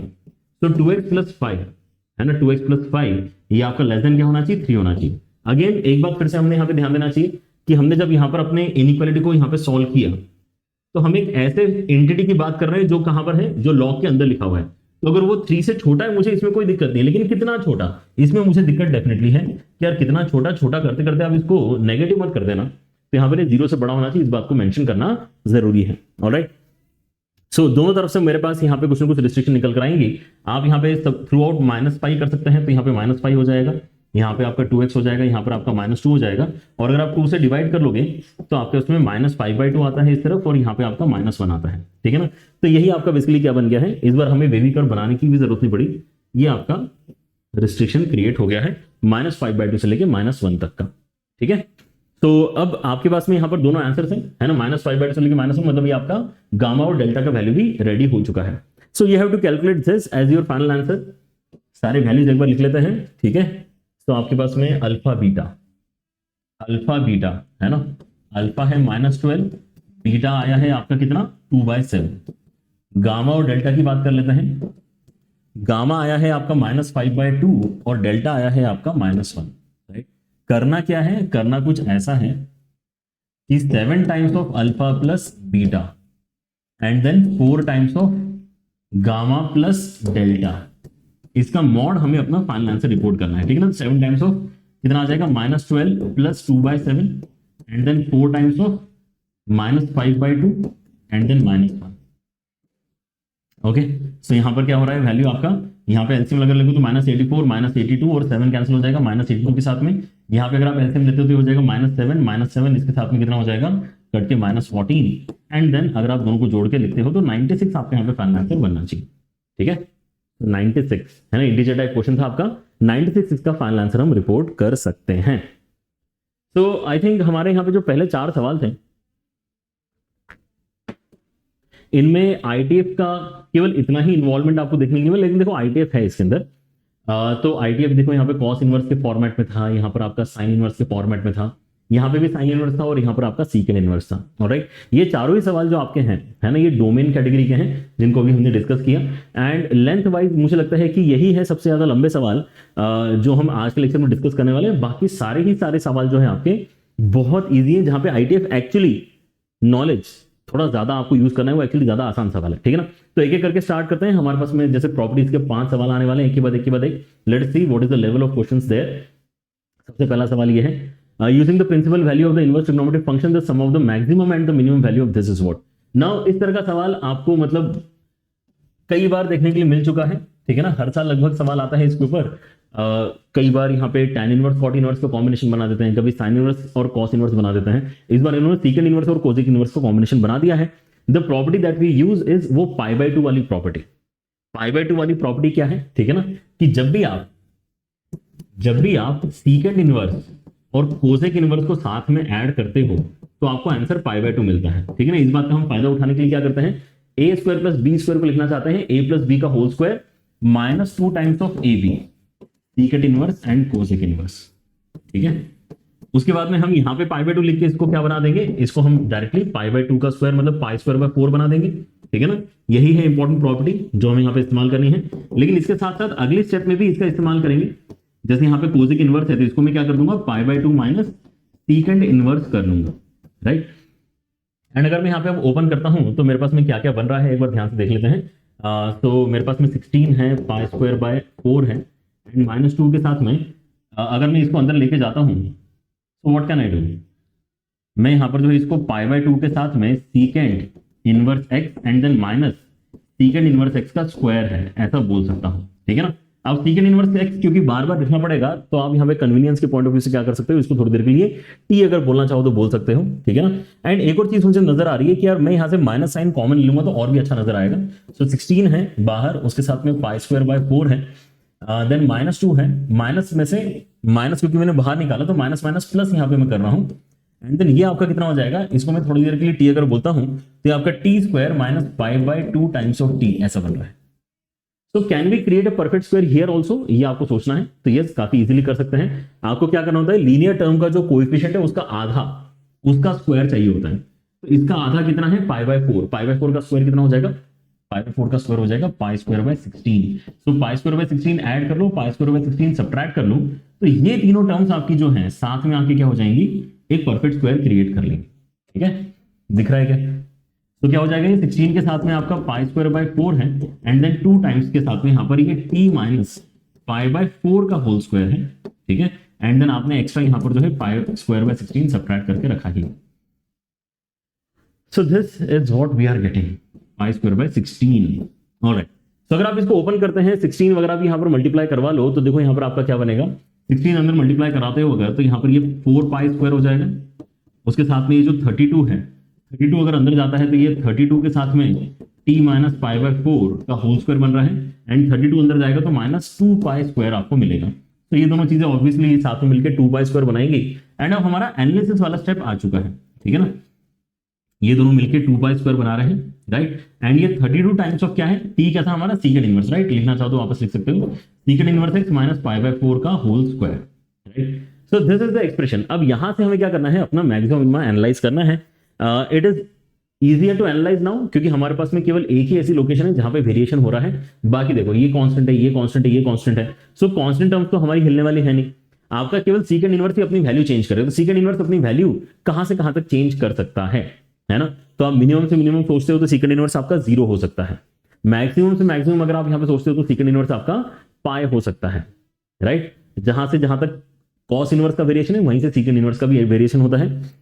एंड एक और चीज जो आप यहाँ पे रियलाइज करते हो कि यार परफेक्ट स्क्वायर का भी इन्वॉल्वमेंट है। तो परफेक्ट स्क्वायर अगर आपको यहाँ पे दिखता है तो हम क्या सोचते हैं कि यार इस ब्रैकेट की मिनिमम वैल्यू 0 हो पाएगी क्या कभी। तो हाँ, secant इनवर्स की वैल्यू π/4 हो सकती है, ठीक है ना। secant इनवर्स की वैल्यू क्योंकि π/4 हो सकती है इसीलिए आपके ब्रैकेट 0 हो सकता है। आपका क्योंकि ब्रैकेट 0 हो सकता है तो वो मिनिमम कॉन्ट्रीब्यूशन होगा, उससे छोटा कॉन्ट्रीब्यूशन आप इस ब्रैकेट से एक्सपेक्ट नहीं कर सकते क्योंकि होगा कुछ ना कुछ पॉजिटिव ही, कोई ना कोई पॉजिटिव चीज 2π² में ऐड होने वाली है। तो हम यहाँ पे मिनिमम वैल्यू की अगर बात करते हैं, है ना, स्मॉल m से अगर मैं उसको डिनोट करूं तो मिनिमम वैल्यू के लिए मैं यहाँ पे 2π² अलॉट कर सकता हूं। और कब है, जब मैं secant इनवर्स को क्या ले लेता हूं, π/4 के बराबर ले लेता हूं, ठीक है ना। जब मैं ऐसा करूंगा तब मेरे पास में मिनिमम वैल्यू बन जाएगी। जब मैं कैपिटल M की बात करता हूं तो मैं यहाँ पे सोच रहा हूँ कि यार मैक्सिमम कॉन्ट्रीब्यूशन उस ब्रैकेट से कितना आ सकता है जो वेरिएबल ब्रैकेट है मेरे पास। तो 2π² वैसा का वैसा है, 32 वैसा का वैसा है। इस ब्रैकेट को अगर मुझे मैक्सिमाइज करना है तो मैं क्या इनपुट यहाँ पे डाल सकता हूँ। देखो π/4 आप 0 से लेके पाई तक जा सकते हो, 0 से लेके पाई तक जा सकते हो। π/4 पे ऑलरेडी 0 है, ठीक है ना। समझ रहे हो, ऐसा कुछ मेरे दिमाग में आ रहा है, ठीक है ना। आप सीकेंड इनवर्स का ग्राफ जो है 0 से लेके पाई तक वेरी करा सकते हो। पाई पे ऑलरेडी आपको वैल्यू पाई बाय 4 पे 0 मिल रही है। नीचे अगर जाओगे तो आपका जो डिफरेंस है केवल पाई बाय 4 के बराबर ही बनेगा। लेकिन अगर आप ऊपर वाला वैल्यू इनपुट डालते हो तो 3 पाई बाय 4 का डिफरेंस आपका यहाँ पे बन सकता है, राइट। सो वो सबसे बड़ा डिफरेंस यहाँ पे है जिसको हम एक्सपेक्ट कर रहे हैं यूज करने के लिए। तो सीकेंड इनवर्स की वैल्यू हम पाई के बराबर लेना चाह रहे हैं। सो पाई माइनस पाई बाय 4, इसका क्या हो जाएगा होल स्क्वायर। कब कर रहे हैं ऐसा, है ना, जब सीकेंड इनवर्स आपका पाई हम लेना चाहते हैं। मैक्सिमा के लिए ये काम आपका कर जाएगा अच्छे से। And how much will that create, अगर आप यहाँ पे देखते हैं तो 32 के साथ में ये हो जाएगा आपका कितना 3 पाई बाय 4 का होल स्क्वायर, मतलब कितना हो जाएगा 9 पाई स्क्वायर बाय 16, है ना। तो यहाँ पे कैंसिलेशन के बाद में 2, ये हो जाएगा आपका कितना, ये हो जाएगा आपका 18 और ये मिलकर हो जाएगा 20। सो 20 पाई स्क्वायर आपके यहाँ पर सबसे मैक्सिमम वैल्यू आप एक्सपेक्ट कर सकते हो, ठीक है ना। सो मैक्सिमम और मिनिमम आपका आ चुका है। आपको जो रिपोर्ट करना है वो मैक्सिमम मिनिमम का सम रिपोर्ट करना है। ये मिनिमा है, ये आपका मैक्सिमा है। तो small m plus capital M आपका टोटल 22 पाई स्क्वायर हो जाएगा, ठीक है। Sum of the maximum and minimum values आपका कितना आ रहा है इस क्वेश्चन में, 22 पाई स्क्वायर निकल कर आ रहा है। आप मान के चलिए कि इस तरह का सवाल, इस तरह का जो सवाल है जहां पर आपको है ना ये पाई बाय 2 वाली प्रॉपर्टी इस्तेमाल करनी पड़ती है, ये आप मान के चलिए कि it is a common occurrence in across the years, जो हमने यहाँ पे जेईई मेन को एनालाइज किया है। इस तरह का आप अगले साल और उसके अगले साल हर साल है ना एक्सपेक्ट कर सकते हैं कि पूछा जाएगा। ऑब्वियसली किसी एक या किसी 2 शिफ्ट में इसका इन्वॉल्वमेंट देखने के लिए मिलेगा, लेकिन मिलेगा जरूर, है ना। तो आपको इसको पता करके रखना अच्छी बात है। चलिए अगला देखते हैं यहाँ पर। नेक्स्ट क्वेश्चन इज दिस, ये तो एकदम एनसीईआरटी से उठाया ऐसा लग रहा है, ठीक है। कॉस इनवर्स के अंदर कोई तो क्वांटिटी आपको दी है और सिंप्लीफाई करके बताने की क्या आंसर आ रहा है, राइट। सो ऑब्वियसली ये नंबर देख के हमें अच्छा लग रहा है। अगर मैं इसको कॉस अल्फा बोल देता हूं, ठीक है ना, तो ये ऑटोमेटिकली आपका साइन अल्फा हो जाता है। ट्रायंगल बना के आप चेक कर सकते हो कि this is cos alpha then that is sine alpha, क्योंकि यहाँ पे 5, 12 और 13 वाला राइट एंगल ट्रायंगल पॉसिबल है, राइट। सो जैसे आप एक काम करते हो आपको यहाँ पे कॉस इनवर्स के अंदर क्या मिलेगा, cos of alpha plus x plus alpha या एक्स माइनस अल्फा, ऐसा लिख लें एक्स माइनस अल्फा। जल्दी बताओ, क्योंकि ये क्या हो जाएगा आपका cos A cos B plus sine A sine B. Cos A cos B plus sine A sine B क्या है, cos of A minus B का फॉर्मूला है, राइट। अब आप यहाँ पे एक्चुअली अल्फा माइनस एक्स भी लिख सकते हो, एक्स माइनस अल्फा भी लिख सकते हो, आपको जिस भी चीज के साथ में कंफर्ट आ रहा है। मुझे यहाँ पर वेरिएबल को पहले लिखने में ज्यादा कंफर्ट आ रहा है, ठीक है। तो मैं यहाँ पे एक्स माइनस अल्फा यहाँ लिख रहा हूँ और यहाँ पे अल्फा को कांस्टेंट की तरफ बाद में इस्तेमाल कर रहा हूँ, राइट। क्यों ऐसा करने से फर्क नहीं पड़ता, क्योंकि कॉस वैसे भी इवन फंक्शन है आपका, ठीक है ना।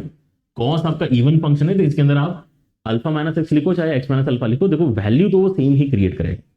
कॉस की जो वैल्यू है वो आपकी सेम क्रिएट होगी, राइट। इसलिए आप दोनों चीजें लिख सकते हो। मैंने अभी यहाँ पर ये चीज लिखी है, ऑलराइट। अब मैं क्या करना चाहता हूं, मैं basically cos inverse of cos को सिंप्लीफाई करना चाहता हूं, लेकिन हमें पता है कि कॉस इनवर्स ऑफ कॉस हमेशा ही एक्स माइनस अल्फा में सिंप्लीफाई नहीं होता है, वो तो हमें ग्राफिकली एनालाइज करना चाहिए, है ना। आई होप आपने यहाँ पर कॉस इनवर्स कॉस का ग्राफ याद रखा है, भूले नहीं हो, राइट। पहाड़ वाला ग्राफ आता है इसके अंदर सिंपल सा, ठीक है ना, ऐसा वाला ग्राफ आता है। तो ये जो आपका पहाड़ का सबसे पहला सेक्शन है 0 से लेकर पाई तक जाता है, जिसकी equation y equal to x ही है, ठीक है ना। फिर आपकी इक्वेशन धीरे धीरे यहाँ पे चेंज होना स्टार्ट होती है, ठीक है, ऑलराइट। देखते हैं अभी हमें यहाँ पे वो निकालने की जरूरत पड़ेगी या नहीं पड़ेगी। अभी हम यहाँ पे अपने इनपुट को लेकर एनालाइज करेंगे। So cos inverse of cos का जो सिंप्लीफिकेशन है वो इस ग्राफ की मदद से बेसिकली निकलता है, ऑलराइट। डिपेंड करता है कि आपका इनपुट किस इंटरवल में लाई करता है। तो आपको यहाँ पर x जो है वो दे रखा है कि पाई बाय 2 और 3 पाई बाय 4 के बीच का कोई वैल्यू है। पाई बाय 2 और 3 पाई बाय 4 के बीच का कोई वैल्यू है, ठीक है ना। आप लोग ऑलरेडी इमेजिन कर पा रहे होंगे। सेकंड क्वाड्रेंट स्टार्ट हो चुका है, ठीक है। पाई बाय 2 एंड 3 पाई बाय 4, मतलब आप एग्जैक्टली यहां पर बीच में कहीं हैं, ठीक है ना। यहां पे कहीं हो आप अपने x के साथ में, लेकिन अब x के साथ में से आपने क्या हटाया है, आपने अल्फा नाम का कोई एक एंगल फर्दर हटाया है। अब ये अल्फा नाम का जो एंगल है वो यहां से आपको आइडिया लेना है कि कॉस अल्फा क्या है, 12/13 है। तो कॉस अल्फा अगर आपका 12/13 है तो it is very close to 0, मतलब काफी छोटा एंगल है ये, कोई बहुत बड़ा एंगल नहीं है। क्लोज टू 0 क्यों बोल रहा हूं, क्योंकि यार ये 12/13 है। अगर ये आपका है ना यहाँ पे नहीं 0 नहीं कहना चाहिए, क्या कहना चाहिए मुझे यहाँ पर, इसको ये जो एंगल आपका है ये कहीं ना कहीं कोई एक्यूट एंगल डेफिनेटली है, ये कहना चाहिए, है ना, वो बोलना ज्यादा अच्छा रहेगा। It is definitely some acute angle. Pi by 2 से तो देखो कोई छोटा ही एंगल, इतना तो हम गारंटी कर ही रहे हैं, राइट। तो अगर मैं यहाँ पे अब उस एंगल को सब्ट्रैक्ट करता हूं तो क्या होगा, उस एंगल को अगर मैं सब्ट्रैक्ट करता हूं, मेरे पास में यहाँ पे x का जो वेरिएशन है it is only going from pi by 2 से लेके 3π/4। अगर मैं अल्फा नाम का कोई एंगल यहां पे अगर सब्ट्रैक्ट करता हूं तो π/2 माइनस अल्फा यहां पर आएगा और यहां पे 3π/4 माइनस अल्फा आएगा। Now since I am pretty sure कि अल्फा कोई एक्यूट एंगल ही है, अल्फा कोई एक्यूट एंगल ही है ना, तो आपने यहां पे π/2 माइनस एक्यूट एंगल किया तो कोई तो एक्यूट एंगल ही क्रिएट हुआ है, और 3/4 माइनस अल्फा भी कोई एक्यूट एंगल क्रिएट होगा, या फिर हो सकता है कि वो π/2 से थोड़ा सा बड़ा निकले। बट अल्टीमेटली ये जो भी वेरिएशंस हैं जो आपके x माइनस अल्फा के आप यहां पे देख पा रहे हो, क्या ये 0 से कम हुआ? नहीं हुआ। क्या ये पाई से ज्यादा निकला? नहीं निकला। मतलब अल्टीमेटली है तो ये 0 और पाई के बीच का ही कोई वैल्यू, x माइनस अल्फा 0 और पाई के बीच का ही कोई वैल्यू है। मतलब ये अच्छा इनपुट है cos इनवर्स ऑफ cos के लिए। मतलब जो आप यहां पे अंदर एंगल लेके चल रहे हैं वही एंगल आपका आंसर भी आ जाएगा, ठीक है ना। अब ये जरूर आपको लग सकता है कि इतना क्यों एनालाइज करना सर, मैंने तो इसको कट करके ही x माइनस अल्फा लिख दिया था। लेकिन भाई अगर आप यहाँ पे थोड़े बेटर अगर आईटीएफ के क्वेश्चन सॉल्व करते हो तो यहाँ पे दिक्कत आती है, ठीक है। सो बेटर आईटीएफ के क्वेश्चंस अगर आपने सॉल्व किया तो आपको पता है कि ये जो मैंने अभी इतना डिस्कस किया ये करना जरूरी होता है, हमें अपना इनपुट एनालाइज करना चाहिए, ठीक है ना। आपका अगर ये इंटरवल चेंज हो जाएगा, अगर आप यहाँ पे लेटेस्ट से नेक्स्ट इंटरवल में अगर जंप कर जाएंगे, पाई से लेके 2 पाई में अगर चले जाएंगे तो आपका यहाँ पर आंसर लिखने का तरीका चेंज होगा इस लाइन सेगमेंट की इक्वेशन की मदद से, ठीक है ना। ऑलराइट, अगर आपको डाउट आया है इसके अंदर तो आईटीएफ के अंदर थोड़ी सी और पढ़ाई करें, है ना। एंड आपका लेकिन अब यहाँ पे आंसर जो है उसमें डाउट शायद नहीं रहा होगा, ये डिस्कशन इतना हमने इलॉबरेट तरीके से क्यों किया है, इसमें डाउट डेफिनेटली आ सकता है। आंसर में लेकिन डाउट डेफिनेटली नहीं रहा है। x माइनस अल्फा हमारा यहाँ पे आंसर है। अब अल्फा लिखने का तरीका क्या हो सकता है, cos इनवर्स ऑफ 12/13, लेकिन cos इनवर्स ऑफ 12/13 की जगह आप tan इनवर्स ऑफ 5/12 भी इसको लिख सकते हैं, इसलिए ए आंसर आपका एकदम करेक्ट यहाँ पे बोला जा सकता है, ठीक है। ऑलराइट, एक ही बात है, cos इनवर्स ऑफ 12/13 बोलो या फिर tan इनवर्स ऑफ 5/12 बोलो, एक ही बात है, राइट। अगेन अगर किसी को कंफ्यूजन है जल्दी से बता देते हैं, फिर अगले क्वेश्चन में चलेंगे। आपका यहाँ पर जो अल्फा है वो इस ट्रायंगल का पार्ट है जिसमें cos अल्फा लिखने पे 12/13 आता है, तो 12 यहाँ पे 13 यहाँ पे, तो इसको सिंप्लीफाई करोगे पाइथागोरस थ्योरम से तो आपका यहाँ पे 5 बचा हुआ है, 5 आएगा। तो अगर मैं यहाँ पे tan अल्फा लिखता हूँ तो tan अल्फा कितना हो जाएगा, tan अल्फा आपका यहाँ पे 5/12 होगा। सो अल्फा की वैल्यू इस इक्वेशन से अगर निकालते हो तो ये tan इनवर्स ऑफ 5/12 आएगा, which matches with our option A. Alright, चलिए अगला क्वेश्चन करते हैं, question number 7। But to be honest ये आपका एनसीईआरटी लेवल का ही क्वेश्चन है। एनसीईआरटी लेवल का क्वेश्चन इसलिए भी है क्योंकि यहाँ पर कोई दिक्कत नहीं आ रही। यूजुअली एनसीईआरटी में ज्यादा दिक्कत देने वाले क्वेश्चंस नहीं दिए जाते हैं, इंटरवल अच्छा वाला दिया जाता है जहां पर cos इनवर्स ऑफ cos सीधे सीधे आपके यहाँ पे सिंप्लीफाई हो जाता है। लेकिन जेई मेन के अच्छे सवाल और जेई एडवांस में स्पेशली इंटरवल का ख्याल रखें, यहाँ पर जो आपकी कैलकुलेशन इंपॉर्टेंट रहती है। क्वेश्चन नंबर 7 में चलते हैं। ये तो आपको मेरे ख्याल से और भी इजी सवाल है। If for some alpha and beta, है ना, अल्फा प्लस बीटा तो आपको यहाँ पे देख रखा है कि 8 के बराबर है, और फर्दर आपको दिया है कि secant square tan inverse alpha. कितना अच्छा होता कि यहाँ पर tan square tan inverse alpha लिखा हुआ होता, क्योंकि उस केस में तो सीधे सिंप्लीफाई होकर अल्फा ही हो जाता। That is the benefit that we can take, क्योंकि हमें यहाँ पे सीकेंड स्क्वायर को 1 + tan स्क्वायर लिखते आता है, राइट। तो यहाँ पर आप इसको 1 + tan स्क्वायर जैसे लिखोगे ये अगली स्टेप में सिंप्लीफाई हो जाएगा। एंड वैसे ही कोसेक स्क्वायर की जगह अगर कॉट स्क्वायर होता तो बढ़िया हो जाता, तो हम यहाँ पे कोसेक स्क्वायर को फिर से 1 + cot स्क्वायर कर सकते हैं, कि नहीं कर सकते हैं। और ये इक्वेशन आपकी किसकी है, 36 के बराबर है। तो ये क्या है, tan of tan inverse alpha का स्क्वायर है। tan of tan inverse alpha आपका हमेशा अल्फा ही होगा, तो अल्फा का स्क्वायर हो गया मतलब ये। और वैसे ही यहाँ पर ये cot of cot inverse beta का स्क्वायर है, मतलब ये बीटा का ही स्क्वायर हो जाएगा। मतलब alpha square plus beta square यहाँ से आपको मिल रहा है कितना, ये आपको मिल रहा है 34 के बराबर। इसके साथ साथ आपको ऑलरेडी इंफॉर्मेशन दे रखी है कि अल्फा प्लस बीटा तो आपका लेकिन 8 के बराबर है, तो इन दोनों को सॉल्व करके आपका अल्फा बीटा आ जाएगा। अल्फा बीटा आपको यहाँ पर जो है ओरली भी निकालते आ जाना चाहिए, ठीक है ना, कि यार 2 नंबर थे उनके बारे में सोचो, अल्फा और बीटा 2 का एडिशन करके आपको 8 मिलना चाहिए। कितने ही ऑप्शंस आपके दिमाग में आ रहे हैं, ठीक है ना, और फिर उन दोनों का स्क्वायर करके लेकिन 34 बनना चाहिए, तो कितने ही ऑप्शंस आपके दिमाग में आ रहे हैं, 3 और 5, है ना, अच्छे ऑप्शन है। छोटा वाला जो वैल्यू है उसको अल्फा कहना है, तो अल्फा को हम यहाँ पे 3 कहेंगे और बीटा को हम 5 कहेंगे, ठीक है ना। दोनों का एडिशन 8 तो फॉर श्योर है, स्क्वायर करके ऐड करके देखोगे तो यहाँ पर भी आपका 34 मैच कर रहा है, ठीक है। ऑलराइट, सो आपको यहाँ पे 3 और 5 पता चल चुके हैं, तो क्या करना है आपको, अल्फा स्क्वायर प्लस बीटा अपना फाइनल आंसर रिपोर्ट करना है। सो 14 यहाँ पर आपका फाइनल आंसर आपने बोलना चाहिए।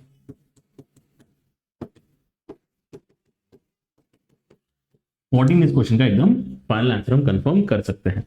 डन है, चलिए अगला क्वेश्चन देखते हैं। नेक्स्ट क्वेश्चन ये है, एटलीस्ट चलो इस क्वेश्चन में अच्छी बात यह है कि दिखने में अच्छा है, राइट। पिछला वाला क्वेश्चन तो दिखने में भी सिंपल था, सॉल्यूशन भी सिंपल निकला। यहां पर देखो क्या हो रहा है, अच्छी बात इसके अंदर एक और है कि ये अंडर रूट का जो सिंप्लीफिकेशन होता है उसके अंदर जो मॉड की टर्म आती है उसका यहां पर जो यूज करवा रहा है नॉलेज का, राइट, कि बच्चों को पता भी है कि नहीं पता, राइट, और काफी क्रिटिकल इंफॉर्मेशन पता होना चाहिए, लेकिन बहुत सारे बच्चों को नहीं पता होती। कॉट इनवर्स के अंदर अगर आप यहां पे देखते हैं तो 1 प्लस tan स्क्वायर लिखा हुआ है सीधा सीधा। हर कोई सोच सकता है कि 1 प्लस tan स्क्वायर तो आपका सीकेंड स्क्वायर ही होता है। अब सीकेंड स्क्वायर का अंडर रूट करेंगे तो आपको यहाँ पे सिंप्लीफाई तो करते आ रहा है, लेकिन उस समय पे करना क्या होता है, आपको मॉड ऑफ सीकेंड लिखना होता है ना। Under root of X square कभी भी अगर दिखाई देता है तो वो मॉड एक्स होता है, ठीक है ना। इस नॉलेज का इस्तेमाल यहाँ पे सबसे पहले करना पड़ेगा। यहाँ पे सीकेंड 2 बनेगा, सीकेंड 2 के साथ में -1 लिखा हुआ है, नीचे आपके इसमें tan 2 लिखा हुआ है। ऐसे ही अगले वाले टर्म को अगर आप देखते हो तो अगेन सिमिलर थिंग आप नोटिस करोगे, 1 प्लस tan स्क्वायर है, यहाँ पे फिर से सीकेंड तो आएगा लेकिन उसके साथ में मॉड आपने लगाना चाहिए, ठीक है ना। नीचे आपका tan ऑफ हाफ लिखा हुआ। तो नाउ सीकेंड 2 का जो मॉड है इसको ओपन करते समय आपको ये पता होना चाहिए कि यार अब मेरा वैल्यू सीकेंड का इस टाइम पे पॉजिटिव होगा कि नेगेटिव होगा, राइट। सो 2 अगर आप यहाँ पे रेडियन में देखते हैं तो यार ये ऑब्वियसली π/2 से बड़ा है। π/2 से बड़ा क्यों है, क्योंकि पाई की वैल्यू 3.14 है, डिवाइड बाई 2 करते तो 1.5 के आसपास की कोई वैल्यू आती है। सो π/2 रेडियंस के फॉर्मेट में जो है वो 1.5 के आसपास की कोई वैल्यू है। हम उसको क्रॉस कर चुके हैं, हम उस इंटरवल को क्रॉस कर चुके हैं। अगर मैंने 2 इनपुट ले रखा है मतलब मैं सेकंड क्वाड्रेंट में हूं, सेकंड क्वाड्रेंट में कॉस आपका नेगेटिव होता है, मतलब सीकेंड में नेगेटिव होगा, है ना, सीकेंड क्योंकि उसी का रेसिप्रोकल है। तो मॉड जब ओपन होता है यहाँ पे तो आपको नेगेटिव साइन के साथ में ओपन करना पड़ेगा, समझ रहे हो। और यहां पे अगर आप देखते हैं तो यहां पे इट इज ओके, क्योंकि यहां पे सेकंड हाफ की बात चल रही है, राइट। सेकंड हाफ आपका ऑब्वियसली π/2 से छोटा है ना, 1/2 is obviously smaller than 3.14/2, right. So ये आपका हाफ जो है काफी छोटा है, तो इसको आप यहाँ पे डायरेक्टली फर्स्ट क्वाड्रेंट का वैल्यू बोल के प्लस साइन के साथ में ओपन कर सकते हो, राइट। तो एक बार अगर ये आपका सिंप्लीफाई सही तरीके से हो गया, अब आपको अपनी प्रॉपर्टी का अच्छे तरह इस्तेमाल करना है। प्रॉपर्टी कौन सी, कि भाई कॉट इनवर्स के अंदर से अगर माइनस साइन बाहर जाता है तो कैसे बाहर जाएगा। तो माइनस साइन बाहर निकालने के लिए देखो 3 फंक्शंस का ग्रुपिंग हमने किया है, tan inverse, secant inverse, tan inverse, sine inverse and cosec inverse. ये ऑड फंक्शन है इसलिए इनके अंदर से माइनस डायरेक्टली बाहर आता है, लेकिन जो आपका सीकंड इनवर्स है, कॉट इनवर्स है और आपका कॉस इनवर्स है, उनमें से जब माइनस बाहर आएगा तो पाई माइनस करके बाहर आता है। कैसे, ये जो माइनस है मैं बाहर अगर निकालना चाहता हूं तो ये pi minus cot inverse of 1 plus या सीकेंड 2 प्लस 1 अपॉन tan 2 ऐसा बनेगा, ठीक है ना। ये है आपकी बेसिकली माइनस बाहर निकालने वाली प्रॉपर्टी जो यहां पर इस्तेमाल हो रही है, इसलिए कैटेगराइज प्रॉपर्टीज के अंदर किया जाएगा सवाल को कि प्रॉपर्टी का इस्तेमाल है। एंड सेकंड वाले में कोई दिक्कत नहीं है, सेकंड वाले में जो हमारा इनपुट है ऑलरेडी पॉजिटिव है, तो हमें ज्यादा इसके अंदर सोचना नहीं पड़ेगा कुछ। बट हाँ, अब हम यहाँ पे इसको साइन कॉस में चेंज करना चाहेंगे। दोनों एक्सप्रेशन काफी सिमिलर से हैं, तो दोनों में कैलकुलेशन सेम ही आगे बढ़ने वाली है, ठीक है। सो आप यहाँ पर मुझे देखिए, बताओ क्या हो रहा है नेक्स्ट। आपके पास में कॉट इनवर्स के अंदर अगर मैं इसको साइन कॉस में चेंज कर दूं तो 1/cos2, एलसीएम लेंगे तो 1 + cos2, और यहाँ पे आपका साइन अपॉन कॉस, तो कॉस कॉस आपका एलसीएम में कैंसिल करके इसको 1 + cos2 अपॉन साइन 2 ऐसा लिख सकते हो। और अगला जो है उसके अंदर सिमिलर सा आपका एक्सप्रेशन आ रहा है, इसके अंदर आप क्या कर सकते हो, 1 + cos of half upon sine of half इसको बोल सकते हो। अगले स्टेप है हाफ एंगल में चेंज करना। हाफ एंगल में अगर आप इसको चेंज करते हैं तो पहला वाला जो है ये क्या हो जाएगा, ये हो जाएगा आपका 1 + cos θ इज 2 cos स्क्वायर θ/2, तो 2 cos स्क्वायर 1 रेडियन, नीचे आपके इसमें यहाँ पे साइन 2 थीटा का फॉर्मूला क्या है, 2 sin θ cos θ, राइट। तो हो जाएगा आपका 2 sin 1 sin cos 1। Similar expression यहां पर भी आने वाला है, क्या है यहाँ पर माइनस साइन है बाहर, ओके, बाहर माइनस साइन ही है। एंड कॉट इनवर्स के अंदर आपका जो सिंप्लीफाइड वर्जन आएगा वो क्या है, यहाँ पे हाफ के साथ में है तो और हाफ हो जाएगा, तो हो जाएगा आपका 2 cos स्क्वायर 1/4 हो जाएगा, और नीचे आ जाएगा 2 sin 1/4 एंड cos 1/4, ठीक है ना। ये 1/4 बेसिकली आपके यहाँ पे टर्म्स बने हैं। तो कैंसिलेशन करके आप यहाँ पे देख लो क्या क्या बच रहा है आपका। तो पाई के साथ में आपका कॉट इनवर्स के अंदर अगर आप ध्यान से देखोगे तो 2 कैंसिल हो जाएगा, एक cos कैंसिल हो जाएगा, तो cos अपॉन साइन बनेगा जो cot 1 ही है। सो कॉट इनवर्स के अंदर cot 1 इससे अच्छा क्या हो सकता है। एंड वैसे ही अगले वाले में क्या हो रहा है, कॉट इनवर्स के अंदर है ना, कैंसिलेशन देखो आपका फिर से 2 कैंसिल होगा, एक cos कैंसिल होगा, तो ये cot ऑफ 1/4 बना है, right. Again cot inverse of cot का यहाँ पर डिस्कशन चल रहा है, लेकिन कॉट इनवर्स ऑफ कॉट को फिर से 0 से लेके पाई तक के इनपुट में कोई दिक्कत नहीं आती, और पाई मतलब 3.14 तक उसको कोई दिक्कत नहीं आती। 3.14 तक दिक्कत नहीं, मतलब 1 में कोई दिक्कत नहीं, 1/4 में कोई दिक्कत नहीं, मतलब जो इनपुट है वही आपका आउटपुट आ जाएगा। तो यहाँ पे बनेगा पाई माइनस 1 माइनस 1/4, मतलब ये हो जाएगा पाई माइनस 5/4। ठीक है, तो ये बनेगा आपका answer which is basically A option, right. So this is our 8th question. Let us move on to our next question, which is question number 9. Consider the principal values of the inverse trigonometric function which are given to us, and if x belongs to this interval, तो आपका final answer क्या बनना चाहिए। Again थोड़ा hint आपको यहाँ पे वैसे ऑप्शन देख के भी लेना चाहिए कि भाई यहाँ पे सारे सारे साइन इनवर्स में बात चल रही है, तो कहीं ना कहीं साइन इनवर्स एक्स को थीटा, साइन इनवर्स एक्स क्या है आपका, साइन इनवर्स एक्स आपका यहाँ पर एक एंगल है, राइट। तो उसको हम थीटा के साथ इक्वेट करते हैं, तो इसका मतलब X equal to sine theta, X equal to sine theta. वैसे अगर आप ऑप्शन की हेल्प ना लो तो भी एक जेन्युइन सा इनपुट तो है ही, जिसको इस्तेमाल करके हम यहाँ पे सिंप्लीफिकेशन सोच सकते हैं, राइट। तो हमारा थॉट क्या है कि x equal to sine theta जैसा कुछ हम यहाँ पे काम करें। लेकिन आईटीएफ का क्वेश्चन चल रहा है, तो सब्स्टिट्यूशन भी आईटीएफ का रहता है तो अच्छा लगता है। हम अल्टीमेटली करने वाले तो यही है, सुनना ध्यान से, कि हम x equal to sine theta ही अपने एक्सप्रेशन में इस्तेमाल करके सिंप्लीफाई करने वाले हैं। लेकिन लिखते समय इसको कैसे लिखना चाहिए, theta is equal to sine inverse of x, ऐसा हमने लिखना चाहिए। ठीक है, ऑलराइट। सो आगे अगर कहीं कंफ्यूजन आएगा कि यार प्लस आएगा माइनस आएगा किस तरह से ओपन होगा, है ना, तो उस कंफ्यूजन का आंसर बेसिकली यहां से हमें मिल जाता है, इसलिए। ऑलराइट, तो हम यहाँ पे अगर एक्स साइन थीटा इनपुट में डालते हैं तो हमारे पास में जो एक्सप्रेशन आ रहा है वो कैसा है, साइन इनवर्स के अंदर साइन थीटा √3/2 एंड देन 1/2 के साथ में कॉस थीटा। सही बात है, 1/2 के साथ में कॉस थीटा। जैसे यहाँ पर आपको डाउट आएगा कि यार अंडर के अंदर 1 माइनस साइन तो लिखा, सर पिछले क्वेश्चन में यही तो चल रहा था कि यहाँ पर आपका मॉड ऑफ कॉस आना चाहिए। मॉड ऑफ कॉस आना चाहिए, लेकिन कोई दिक्कत नहीं है, हमने जिस तरह से यहाँ पर अभी अपने एक्सप्रेशन को माना है, आपका यहाँ पर एक्स भी जिस तरह से आपको देख रखा है, ठीक है ना, इस इंटरवल में आपका मॉड ऑफ कॉस का वैल्यू क्या हो जाएगा, पॉजिटिव ही आपका यहाँ पर जो है कॉस का वैल्यू बनने वाला है। ठीक है ना, इस तरह से आपको यहाँ पर ऑलरेडी एक्स के बारे में जब इन्फॉर्मेशन होती है तो आप इस तरह के क्वेश्चंस को यहाँ पर अगर डाउट आता है तो मॉड वगैरह की दिक्कत को इजीली रिजॉल्व कर सकते हैं। ठीक है, ऑलराइट। तो आपके इसमें यहाँ पर अभी जो बना है एक्सप्रेशन, इसके अंदर क्या हो रहा है, साइन इनवर्स के अंदर, साइन इनवर्स के अंदर मैं देख पा रहा हूं कि यार यहाँ पे साइन ऑफ थीटा प्लस π/6 बना हुआ है, क्योंकि मैं इसको बोल रहा हूँ sign A cos B plus cos A sine B. यहाँ पे आपका जो एंगल इस्तेमाल हो रहा है थीटा के साथ में वो π/6 ऐसा नजर आ रहा है।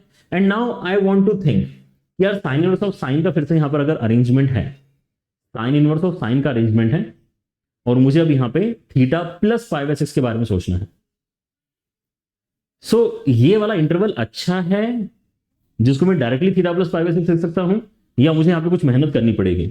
सो आप यहाँ पे फिर से नोटिस करो कि आपको ज्यादा परेशान नहीं किया गया है, ये अच्छा इंटरवल इन्होंने यहाँ पर देके रखा है आपको, राइट। तो x क्या है आपका, x आपका बेसिकली साइन थीटा ही है, ठीक है ना। साइन थीटा की वैल्यू आपकी कहां से कहां तक जा रही है,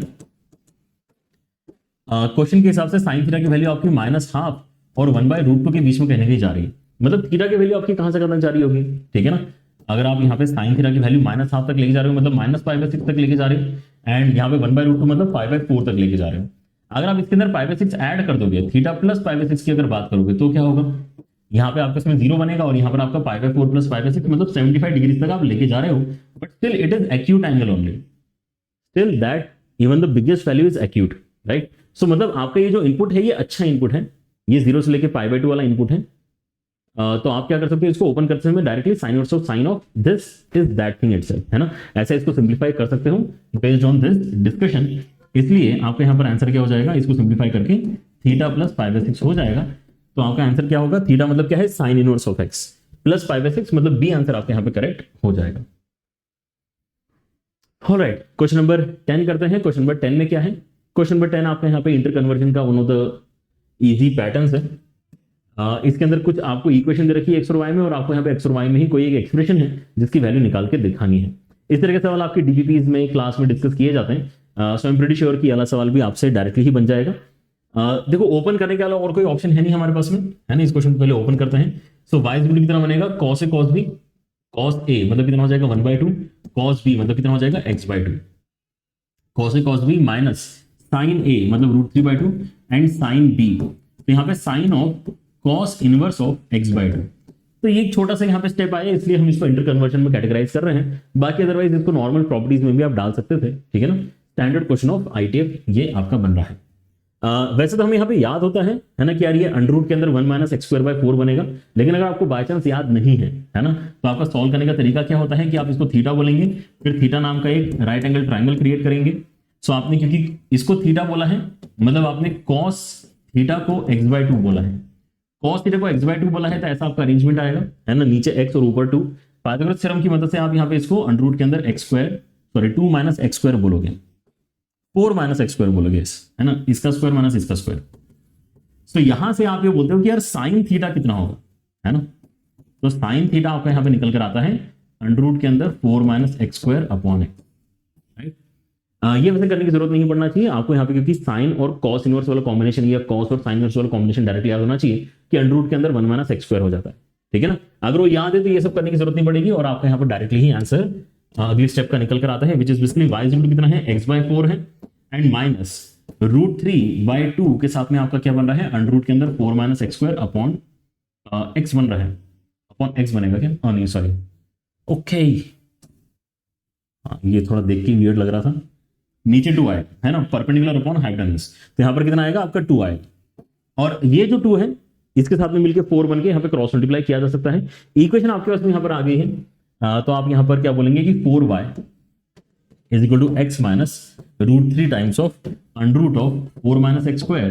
तो we don't have much to do, है ना, क्या करेंगे, इसको लेफ्ट हैंड साइड में लेके जाते हैं और स्क्वायरिंग कर लेते हैं। तो 4y माइनस एक्स का whole square should be same as minus √3 into under root of 4 minus x square का होल स्क्वायर, ठीक है। तो यहाँ पर आ जाएगा 16y square plus X square and then minus of 8xy, ऐसा आपका कॉम्बिनेशन बन रहा है। इस तरफ क्या हो जाएगा, 3 आ जाएगा एंड यहाँ पे 4 माइनस एक्स स्क्वायर आ जाएगा, स्क्वायर ओपन करके दोनों के अंडर रूट हट जाएंगे, माइनस साइन भी आपका सेक्रीफाइस हो जाएगा। And if you open this तो आपको क्या क्या मिल रहा है, यहां से माइनस 3x स्क्वायर है, इस तरफ आके 4x स्क्वायर हो जाएगा। ये आपके पास में बाकी तो कांस्टेंट टर्म ही है, तो उसको आप उसी तरफ रख सकते हैं, कोई दिक्कत नहीं है, एज 12 को हम इसी तरफ रख लेते हैं। एंड अब आप यहां पर देखो कि आपके पास में एक बार तो 4 से कैंसिलेशन हो रहा है, जो पहले करा लेते हैं। 4 से कैंसिलेशन के बाद में आपको क्या मिल रहा है, 4y square plus X square minus 2xy, और ये आ रहा है 3 के बराबर। तो कैन यू सी कि आपका LHS एग्जैक्टली यही बन गया है, x माइनस वाई का होल स्क्वायर अगर आप ओवन करते तो X square plus Y square minus 2xy आता है, जिसमें से ये वाला वाई स्क्वायर इसके साथ में मिला के आपका 4y स्क्वायर ही बनेगा। तो ये जो आपका LHS आया है, हमें इसकी ही वैल्यू निकाल कर बतानी थी, मतलब 3 ही आपका इस क्वेश्चन का फाइनल आंसर हो जाएगा। क्लियर है, 3 आपका एकदम फाइनल आंसर है। चलिए 10 questions down, let us move on to next question. Next question is question number 11। यहाँ पे अब आपका एटलीस्ट जो है अपने आइडेंटिटीज ऑफ एडिशन सब्ट्रैक्शन का इस्तेमाल स्टार्ट हुआ है, एंड साइन इनवर्स का आपको फॉर्मूला है ना यहाँ पर पता होना चाहिए, sign inverse of x plus sign inverse of y क्या होता है, right. So you can start at this point, है ना, एंड यू कैन होप कि आगे जाके कुछ आपकी कैलकुलेशन अच्छी बन जाए, right. So let us start from here. तो आपका sign inverse of something plus sign inverse of something का फॉर्मूला क्या होता है, साइन इनवर्स ऑफ ये होता है आपके पास में साइन इनवर्स ऑफ, अच्छा वो वाला फॉर्मूला। एक बात तो हाँ, यहाँ पर मुझे मन तो कर रहा था कि मैं साइन इनवर्स से डायरेक्टली लगा दूं, क्योंकि वो भी कोई खास यहाँ पे मुश्किल वैसे नहीं होगा, बट फिर मैंने रियलाइज किया कि ऐसे क्वेश्चन में यूजुअली हम ये सजेस्ट करते हैं कि यार tan इनवर्स में चेंज कर लेना चाहिए, क्योंकि tan इनवर्स वाला फॉर्मूला और भी ज्यादा इजी है, उसके अंदर अंडर रूट वगैरह कुछ नहीं आ रहा होता, एंड यहाँ पर हमें अपने राइट एंगल ट्राइंगल्स वाली फीलिंग ऑलरेडी आ रही है। तो ठीक है, let's proceed in that way only, जो बेसिकली क्लास में ज्यादा प्रमोट किया जाता है मेथड, कि यार पहले तो हम सारी चीजों को ना tan इनवर्स में चेंज करके लिख लेते हैं, राइट।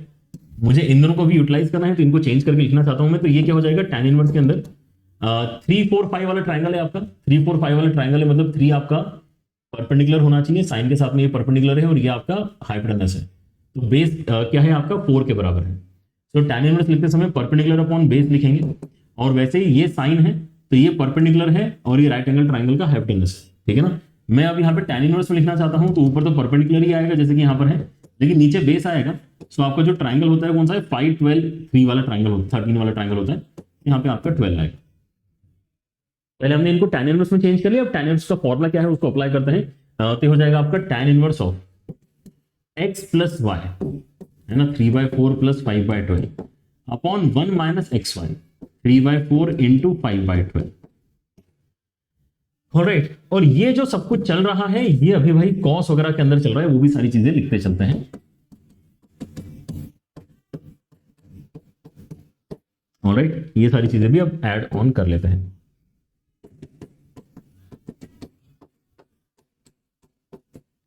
ऑलराइट, सो अब मुझे यहां पर बताओ कि क्या होगा यहां पर जब मैं बेसिकली इसका एलसीएम देखता हूं, तो मैं एलसीएम एक्चुअली 12 ना लेके 48 ही लेना चाहता हूं, एलसीएम नहीं बोलूंगा उसको मैं, है ना, एलसीएम तो इसका 12 ही निकलेगा, 4 और 12 का, लेकिन क्रॉस मल्टीप्लिकेशन वाला स्टेप मैं करना चाहता हूं क्योंकि देखो यहाँ पे नीचे भी आपको यहाँ पे 4 एंड 12 आने वाला है, सो कैंसिलेशन वाली स्टेप आपकी इजी हो जाएगी। सो कॉस के अंदर मेरे पास में यहाँ पर कितना आ जाएगा, ऊपर आ जाएगा 36, साथ में आ जाएगा 20 एंड नीचे 48 आने वाला है, उसको तो हम सेक्रीफाइस कर देंगे यहाँ से एलसीएम लेने के बाद में, तो कितना हो जाएगा 48 माइनस 15, और ये हो गया आपका कॉस के अंदर लिखा हुआ एक टर्म जो टैन इनवर्स के अंदर है। भाई ये जो कॉस के अंदर लिखा हुआ टर्म है ये टैन इनवर्स के अंदर वाला टर्म है, तो टैन इनवर्स के अंदर कितना आएगा हमारे पास में 36, 20 और नीचे मैं लिखना चाहता हूं यहाँ पे 48 माइनस 15। उसके साथ में यहाँ पे साइन इनवर्स वाला टर्म है जो अगली स्टेप में फिर से हमें टैन इनवर्स में चेंज करना चाहिए, ऐसी फीलिंग हमें यहाँ पे आना स्टार्ट हो चुकी है शायद, ठीक है। अब यहाँ पे लेकिन देखो कि इतना बढ़िया काम आपका होने वाला है टैन इनवर्स के अंदर आपके इसमें, क्योंकि क्या बना है टैन इनवर्स के अंदर आपके इसमें यहाँ पर बना है ऊपर 56 एंड नीचे आपका यहाँ पर बना है नीचे आपका यहाँ पर बना है 33। ओके, तो अब आपके इसमें यहाँ पे 33 देखो एक बार और आ रहा है, थोड़ा कुछ यहाँ पे दिमाग में बत्ती जलनी चाहिए आपकी, ठीक है। 33 है, 33 यहाँ पर भी है, यहाँ पे 56 यहाँ पे 65 है, तो क्या ऐसा भी कोई हमारे पास में राइट एंगल ट्राइंगल होता है क्या?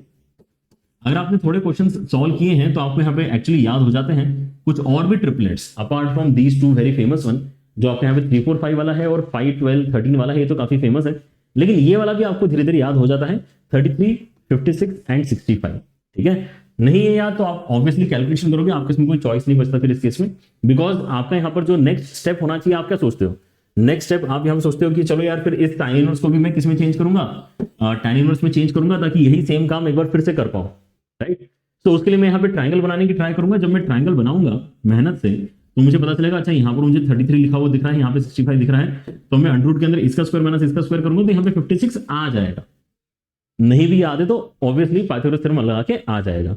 अब जब आप इस चीज को लिखते हो तो आपको रियलाइज होता है कि यार इस बार अगर मैं टैन इनवर्स लिखूंगा तो 33/56 बन रहा है, जबकि यहाँ पे 56/33 लिखा हुआ है, तो क्यों ना मैं इस बार इसको कॉट इनवर्स लिख लूं, क्योंकि कॉट इनवर्स अगर लिखूंगा तो एक्जैक्टली सेम चीज आ जाएगी अंदर, और जैसे मैं इसको कॉट इनवर्स लिखता हूं तो tan inverse plus cot inverse का तो वैल्यू पता है ना हमें कितना होता है, टैन इनवर्स के अंदर 56/33 है, और यहां पर भी कॉट इनवर्स के अंदर सिमिलरली अगर आप देखते हो तो 56/33 ही इन्होंने दे रखा है, ये दोनों मिलकर आपका π/2 हो जाएगा और cos ऑफ π/2 आपका 0 होता है, ठीक है। सो इस क्वेश्चन का आंसर झट से आपका फिर 0 आ जाएगा, मतलब पहले 2 टर्म्स के अंदर ही यहां पर आपको मेहनत करनी है, तीसरा टर्म तो मर्ज होके उसको π/2 बना दे रहा है। This is your question number 11, let us move on to question number 12। Question number 12 दिखने में थोड़ा सा अच्छा है लेकिन एक्चुअली काफी इजी क्वेश्चन है, बट हाँ थोड़ा सा मतलब इसके अंदर जो है अपने जो फॉर्मुलेज है उनके अंदर जो स्पेशल केसेस आते हैं उनको ध्यान रखना जरूरी है ना, special cases in the sense conditions के साथ में जो यहाँ पे अपने आंसर्स में बदलाव होते हैं उनको ध्यान रखना जरूरी है, ठीक है। सो यहाँ पर आपका जो पहला कॉट इनवर्स के अंदर टर्म आपको दिखाई दे रहा है, ध्यान से देखो कि आप जैसे ही एलसीएम लेते हैं तो क्या होगा, कॉट इनवर्स के अंदर मुझे यहाँ पे दिखाई दे रहा है alpha beta minus beta square, alpha beta minus beta square, साथ में 1 प्लस बीटा स्क्वायर, तो बीटा स्क्वायर कैंसिल हो जाएगा, ठीक है ना, नीचे है अल्फा माइनस बीटा। अगली स्टेप में फिर से आप यहाँ पे ध्यान से देखो कॉट इनवर्स के अंदर क्या हो रहा है, कॉट इनवर्स के अंदर आप जब एलसीएम लेंगे तो beta gamma minus gamma square, साथ में 1 प्लस गामा स्क्वायर, तो गामा स्क्वायर कैंसिल हो जाएगा इस बार, और ये बीटा माइनस गामा आएगा, एंड लास्ट जो है आपका बिल्कुल सिमिलर सा टर्म है कॉट इनवर्स के अंदर, यहाँ पे alpha gamma and minus alpha square, minus alpha square and plus 1 plus alpha square आपको मिल रहा है, तो इस बार अल्फा स्क्वायर आपका कैंसिल होगा, ओके। एंड नाउ हमें यहां पर कुछ कुछ अच्छा लग रहा है कि यार अगर मैं इसको टैन इनवर्स में कन्वर्ट करूंगा तो मजा ही आ जाएगा। टैन इनवर्स में अगर आप इसको कन्वर्ट करते हो मतलब बस आपको चीजें ऊपर नीचे करनी है, अगर आप इसको टैन इनवर्स में कन्वर्ट करते हो तो ये टैन इनवर्स ऑफ क्या हो जाएगा, ये tan inverse of alpha minus beta upon 1 plus alpha beta हो जाएगा ना उल्टा करने से, ये ऐसा हो जाएगा। तो अब ये अगली स्टेप में क्या बनेगा, tan inverse of alpha minus tan inverse of beta, अगली स्टेप में ये हम देख पा रहे हैं फॉर्मूला, ये tan inverse of alpha minus tan inverse of alpha beta का फॉर्मूला है ये, ठीक है। वैसे ही अगले वाले में आप यहाँ पे नोटिस करते हो कि हाँ यार ये भी आपका टैन इनवर्स में चेंज हो रहा है, आप इसको रेसिप्रोकल करते हो तो काफी अच्छी चीज दिखाई देती है, beta minus gamma upon 1 plus beta gamma, तो ये भी चेंज होने वाला है अगली स्टेप में, अगले स्टेप में ये भी tan inverse of beta minus tan inverse of gamma में चेंज होने वाला है। एंड अब ध्यान ये देना है कि यहां पर आपको गलती नहीं करना है, यहां पर भी आप इसको कॉट इनवर्स को टैन इनवर्स में चेंज कर सकते हो, आप यहां पर भी कॉट इनवर्स को टैन इनवर्स में चेंज कर सकते हो, लेकिन कॉट इनवर्स को tan इनवर्स में जब आप यहां पे चेंज करते हैं तो आपको ध्यान देना होता है कि आपका कहीं इनपुट नेगेटिव तो नहीं है, क्योंकि नेगेटिव इनपुट के केस में आपको एक्स्ट्रा पाई के साथ में कन्वर्जन करना पड़ता है। जब तक पॉजिटिव इनपुट है तब तक आप डायरेक्टली रेसिप्रोकल करके यहां पे कॉट इनवर्स को tan इनवर्स बनाते हो, है ना। जैसे कि हम साइन इनवर्स को कोसेक इनवर्स में, है ना, या सीकेंड इनवर्स को कॉस इनवर्स में चेंज कर सकते हैं बिना किसी रिस्ट्रिक्शन के, वैसे tan इनवर्स और कॉट इनवर्स में भी इंटर कन्वर्जन होते हैं, जैसे कि पहले वाले और दूसरे वाले में हुए हैं। लेकिन कब है वो गारंटी कि बिना किसी दिक्कत के हो जाएंगे? जब अंदर इनपुट पॉजिटिव होगा। आप यहां पे नोटिस करो कि आपको अल्फा बीटा गामा में इस तरह का रिलेशन देकर रखा है, जहां पे अल्फा बड़ा है, बीटा उससे छोटा और गामा सबसे छोटा है। तो क्योंकि आपका अल्फा बड़ा है बीटा से, इसलिए ये जो भी रेशो है ये पॉजिटिव है, इस बात की गारंटी है। ये जो भी रेशो है ये भी आपका पॉजिटिव है, इस बात की गारंटी है। इसलिए यहां पर हमें इनको पलटने में कोई दिक्कत नहीं है। लेकिन जैसे आप यहां पे देखते हैं कि गामा माइनस अल्फा लिखा हुआ है, तो गामा तो छोटा है और अल्फा आपका बड़ा है, तो अब यहां पे ये गारंटी है कि ये नेगेटिव है। क्योंकि ये नेगेटिव इनपुट की गारंटी है, इसलिए आपको जब tan इनवर्स में चेंज करना है तो ये पाई प्लस tan इनवर्स वाला फॉर्मूला आपका लगेगा, ठीक है ना। हो तो जाएगा, कोई दिक्कत नहीं है, लेकिन आपको पाई प्लस tan इनवर्स ऐसा इसको लिखना पड़ेगा, ठीक है ना। एंड देन आप यहाँ पे अपना जो इनवर्स का यहाँ पर फॉर्मूला है, यहाँ पे ब्रेकिंग वाला वो अप्लाई करेंगे तो सारी चीजें कैंसिल हो जाएंगी, पाई आपका यहाँ पर अल्टीमेटली बचने वाला है, ठीक है ना। कैसे? ये आपका हो जाएगा tan inverse of alpha minus tan inverse of beta, इसमें कोई दिक्कत नहीं है, ठीक है। आपका नेक्स्ट वाला जो है वो हो जाएगा tan inverse of beta minus tan inverse of gamma, इसमें भी ऐसा कोई दिक्कत नहीं है। लास्ट वाले में पाई एक्स्ट्रा आ चुका है, इस बात का ख्याल रखें। तो tan inverse of gamma minus tan inverse of alpha ये यहां से आ जाए, ठीक है ना। और ये सब कुछ जब आप यहाँ पे जोड़ जुड़ा के देखते हो तो बढ़िया सा कैंसिलेशन हो जाएगा और आपका आंसर भी आ जाएगा, ठीक है, right. So pi is the final answer for this question. Cancellation एक बार देख लो, tan inverse alpha, tan inverse alpha, tan inverse gamma, tan inverse gamma, tan inverse beta, tan inverse beta आपका इस तरह से कैंसिल हो रहा है। चलिए अगला क्वेश्चन करते हैं। क्वेश्चन नंबर 13 आपको यहां पर जो दिया गया है ये थोड़ा कुछ आईटीएफ इक्वेशन जैसा कुछ नजर आ रहा है ना, आईटीएफ इक्वेशन का, लेकिन थोड़ा इजी क्वेश्चन है। क्या कह रहा है? आपको सेट एस के अंदर ऐसे सारे एक्स मिलेंगे जो इस आईटीएफ इक्वेशन को सेटिस्फाई करते हैं, और उन सभी इनपुट्स के लिए अगर आप ये वैल्यू कैलकुलेट करके ऐड करते हैं तो आंसर कितना आता है ये आपसे पूछा गया है, राइट। तो क्या मैं देख पा रहा हूं इसके अंदर, मैं देख पा रहा हूं कि यार इसके अंदर ना आपके पास में कॉस इनवर्स जो है लेफ्ट हैंड साइड में वो ठीक है, इस साइन इनवर्स को भी मैं यहां पर क्या कर सकता हूं, π/2 माइनस कॉस इनवर्स बोल सकता हूं, और प्लस में कितना है मेरे पास में साइन इनवर्स ऑफ 2x + 1 लिखा हुआ है। तो इसको अगर मैं लेफ्ट हैंड साइड में लेके जाता हूं तो मेरे पास अब ऐसा कुछ एक्सप्रेशन रेडी हो रहा है। एंड आईटीएफ इक्वेशन सॉल्व करते समय हमने हमेशा क्या बोला है कि यार इसको जल्द से जल्द आप यहाँ पे कोई ट्रिग्नोमेट्रिक रेशियो लेके सिंप्लीफाई करो, है ना। तो यहाँ पे कौन सा ट्रिग्नोमेट्रिक रेशियो लेना, ऑब्वियसली हमें अच्छा लग रहा है कॉस, तो दोनों साइड हम यहाँ पे कॉस लेंगे। दोनों साइड अगर आप कॉस लेते हैं तो ऐसा एक्सप्रेशन आपका रेडी हो जाएगा। अब इससे देखो फायदा क्या हुआ है, हमने स्टार्टिंग में ही कॉस नहीं लिया, हमने यहां पर क्या किया, पहले इसको कॉस इनवर्स बना के इस तरफ भेजा और अब हमने यहां पे कॉस लिया है, राइट। तो आपको यहां पर क्या दिख रहा है, cos 2 थीटा। अगर मैं इसको थीटा बोलता हूं तो ये cos 2 थीटा है। cos 2 थीटा क्या होता है, 2 cos स्क्वायर थीटा माइनस 1 होता है। तो 2 cos स्क्वायर थीटा, सोचो 2 cos स्क्वायर थीटा, और थीटा क्या है आपका cos इनवर्स है -1। तो ये अगले स्टेप में x स्क्वायर ही बन जाएगा ना, क्योंकि ये cos ऑफ cos इनवर्स का स्क्वायर है, तो ये x स्क्वायर, तो ये 2x स्क्वायर -1 ही है। तो ये काफी इजीली सिंप्लीफाई हो गया। और यहां पर भी आप देखो कि आपका cos ऑफ 3π/2 प्लस समथिंग, जब आप cos ऑफ 3π/2 प्लस समथिंग करते हो तो आप फोर्थ क्वाड्रेंट में जाते हो, मतलब तो आपकी वैल्यू तो पॉजिटिव साइन के साथ ही आएगी, because cos in fourth quadrant is positive. लेकिन 3π/2 क्योंकि ऑड मल्टीपल ऑफ π/2 है तो रेशियो चेंज होता है, तो cos की जगह क्या हो जाएगा, साइन हो जाएगा, राइट। सो ये अगले स्टेप में बताएं आपका साइन ऑफ दिस समथिंग, तो साइन ऑफ 2x + 1 बनेगा। अभी जो मैंने यहां पर बात बोली फोर्थ क्वाड्रेंट पॉजिटिव बनेगा, इन सब को बोलते हैं अलाइड एंगल। अगर आपने ट्रिग्नोमेट्री में अलाइड एंगल रिवाइज नहीं किया है बहुत दिनों से तो उसको रिवाइज कर लेना, ठीक है। अच्छा, तो आपका यहां पर क्या बन रहा है, यहां पर आपका जैसे मैंने बताया आपको 2x स्क्वायर -1 बन रहा है। राइट हैंड साइड में तो साइन ऑफ साइन इनवर्स है, तो क्या करना है इसका, ये 2x + 1 ही बन रहा है, राइट। सारी चीजें अगर मैं लेफ्ट हैंड साइड में पुश करता हूं तो ये 2x² minus 2x minus 2 equal to 0 है, मतलब ये x² minus x minus 1 equal to 0 है। तो x की अगर मैं बात मानूं तो minus B plus minus under the root B square minus 4ac upon 2। ऐसे हमारे पास में यहाँ पे आंसर्स आ रहे हैं। अब सवाल ये है कि भाई प्लस और माइनस में से क्या दोनों को एक्सेप्ट करना चाहिए, किसी एक को करना चाहिए, और एलिमिनेट करना है तो किस रीजन से एलिमिनेट करना है, ये सारी चीजें हम देखेंगे। तो ऑब्वियसली आपको यहाँ पे क्वेश्चन में दिख रहा है कि यार इनिशियल जो क्वेश्चन है उसके अंदर कॉस इनवर्स और साइन इनवर्स जैसे टर्म्स हैं। So cos inverse sine inverse की वजह से आप यहाँ पे -1 और 1 वाला जो इनपुट का डोमेन रेस्ट्रिक्शन है उसको आप ब्रीच नहीं कर सकते, उसको आप ब्रेक नहीं कर सकते। तो आप यहाँ पर देखो कि 1 प्लस रूट 5 अपॉन 2 तो फिर आपका थोड़ा बड़ा हो जाएगा। 1 प्लस रूट 5 अपॉन 2 ये आपका 1 से बड़ा हो रहा है। तो प्लस वाले को इग्नोर करते हुए हमें यहां पर जो है माइनस वाले को ही केवल एक्सेप्ट करना होगा। तो इस तरह से आपके इसमें एक ही आंसर अल्टीमेटली निकल कर आता है। प्लस वाले को रिजेक्ट करना होगा, माइनस वाले को एक्सेप्ट करना होगा बिकॉज ऑफ डोमेन रेस्ट्रिक्शन। ठीक है ना, क्यों करना है ये काम? Domain restriction. Alright, so domain restriction के बाद में आपके इसमें जो आंसर बचा है वो कितना है? x is equal to 1 minus root 5 upon 2, बस इतना ही बचा है। तो आपका यहां पर देखो एक बहुत ही इंटरेस्टिंग कॉम्बिनेशन बन रहा है, 2x माइनस 1, ये आपका माइनस रूट 5 के बराबर ही बन रहा है। इसने यही कहा है कि जो भी x है आपका, है ना, उसको आप ध्यान से देखो, फिर उसके बाद में यहां पे उसका 2 टाइम्स करके -1 करो, फिर उसका स्क्वायर करो। उसका स्क्वायर कर लेंगे तो कितना आ जाएगा? 5 के बराबर आ जाएगा, और फिर उन सबको ऐड करो। अब बात यह है कि हमारे पास में आया ही एक वैल्यू है, एक ही वैल्यू अगर आया है तो एक ही वैल्यू को हम इस्तेमाल करके ऐड किसके साथ में करेंगे? कुछ नहीं, बस जो आया है वही फिर आपका आंसर बन जाएगा। ठीक है, सिग्मा मतलब क्या है? इन्होंने यहां पर बस इसलिए दिया है कि अगर किसी ने ये रिजेक्ट करने वाला अगर यहां पे थॉट मिस किया तो उसका आंसर अलग आएगा, फिर कुछ गलत आंसर देगा वो बच्चा।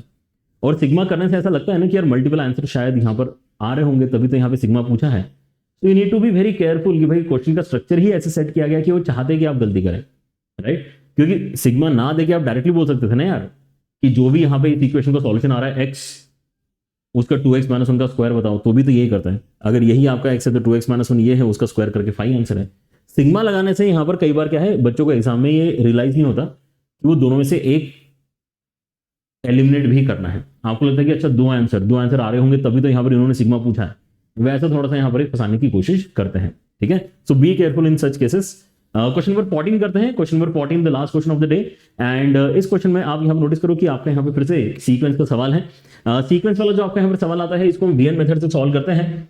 चैलेंज इसके अंदर ये होता है कि आप रियलाइज करें कि जनरल टर्म कैसा बनेगा। तो अच्छी बात यह है कि देखो 4 तो सब जगह है ही डिनोमिनेटर में, तो जब मैं tan इनवर्स में कन्वर्ट करूंगा तो 4 सब जगह न्यूमरेटर में आ जाएगा। फिर आपका ऑब्जर्वेशन थोड़ा सा यहां पर स्ट्रांग होना चाहिए ताकि आप इजीली अपना आंसर बता पाओ। ऑब्जर्वेशन क्योंकि अगर आपका स्ट्रांग नहीं है देन आपको अपने जनरल टर्म के कैलकुलेशन में डिफरेंस मेथड वगैरह इस्तेमाल करनी पड़ेगी, हालांकि उसका भी शॉर्टकट है तो समझ जाएगा। बट क्यों 7, 19, 39, 67 में कुछ अच्छा नहीं लग रहा है क्या आपको?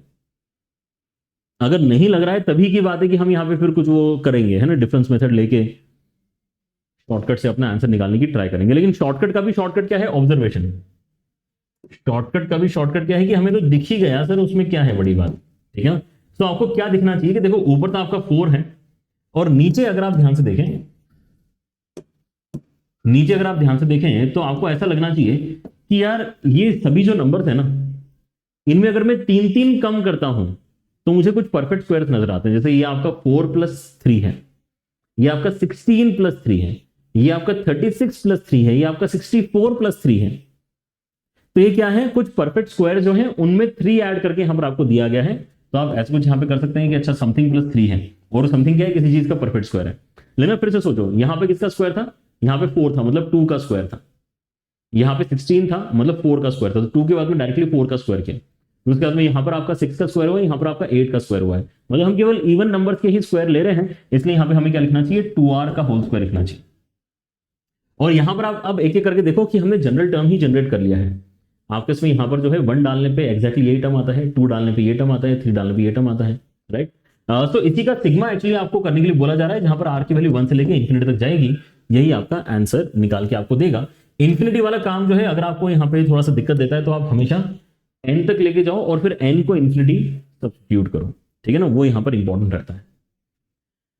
तो अब इस सवाल को अगर आपको सॉल्व करना है तो अगेन आपका जो प्रैक्टिस है दैट डेफिनेटली मैटर्स हियर, है ना, कि आप क्या देख पा रहे हैं कि दो टुकड़े कैसे हो पाएंगे इसके। तो आपको बेसिकली यहाँ पे नीचे मिलने वाला है 4r² + 3, ऊपर 4 है, नीचे आपका 4r² + 3 है। तो आपको 4 से डिवाइड करने के बाद में कुछ अच्छा मिलने वाला है इसको। tan इनवर्स के अंदर 1/r² एंड प्लस 3/4, ये करने पे आपको कुछ अच्छा मिलेगा। लेकिन tan इनवर्स के अंदर अच्छा अगर आपको कुछ मिल रहा है तो वो कब अच्छा है? वो अच्छा तभी तक है जब आपको नीचे एक 1 दिखाई दे। तो अभी 1 तो मुझे नहीं दिखाई दे रहा, तो हम ऐसा करते हैं कि हम थोड़ा फोर्सफुली 1 लेके आते हैं। फोर्सफुली अगर 1 लेके आए हैं तो फोर्सफुली 1 सब्ट्रैक्ट भी करवा देते हैं, मैथमेटिकली चीजें सही रहेंगी। तो यहां पर आपका आ जाएगा क्या, 1/4 -1/4, और -1/4 को फिर आप यहां पे फैक्टराइजेशन के लिए यूज करो, ठीक है। ये आ जाएगा आपका r² -1/4, 1/4 मतलब क्या है, -1/2 का स्क्वायर, डन है। a² - b² करके अगर आप देखते हैं तो उन्हीं का स्प्लिट एक्चुअली आपका न्यूमरेटर में इस्तेमाल किया जा सकता है। तो सिग्मा के अंदर r की वैल्यू 1 से लेके इंफिनिटी तक है। tan इनवर्स के अंदर अगर आप देखो तो नीचे आपके इसमें 1 + r + ½ एंड देन r - ½ बन चुका है। अब इनका जो डिफरेंस है ये 1 के ही बराबर आता है, तो न्यूमरेटर में हम यहाँ पर जो है r + ½ - r - ½ ऐसा लिख सकते हैं।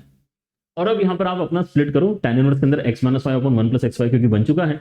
सो दिस इज सिग्मा r = 1 से लेके इंफिनिटी तक tan inverse of r + ½ minus tan inverse of r - ½, ठीक है। इसके अंदर हम यहाँ पे अपनी बारिश करवा के अपना आंसर निकाल लेंगे। बारिश कराने का मतलब क्या है कि यार एक एक टर्म देखो डाल के, है ना, और फिर देखो कैंसिलेशन का पैटर्न कैसा है। तो आप 1 डालते हो इसके अंदर तो आपको यहाँ पे 3/2 माइनस tan इनवर्स ऑफ 1/2 मिलेगा। अगर आप इसके अंदर नेक्स्ट क्या डालोगे, 2 डालोगे, तो 2 डालने पे यहां पर आपको क्या मिलेगा, 2 डालने पे आपको 5/2 मिलेगा।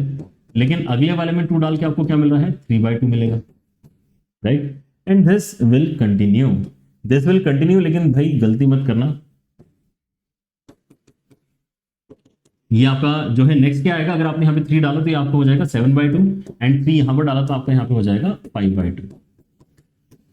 सो हम इन सबको ऐड करते जाएंगे, ठीक है ना। तो कैंसिलेशन का पैटर्न आपके यहाँ पे बनते जाएगा। आई वुड रिकमेंड कि आप यहाँ पे tan इनवर्स के अंदर में क्या करो, पहले n ही डालो, r की जगह n डालो, कैंसिलेशन के बाद में देखो बच क्या क्या रहा है, and then in the end n की जगह इंफिनिटी इमेजिन करो, ठीक है ना, उससे गलतियां कम होती है।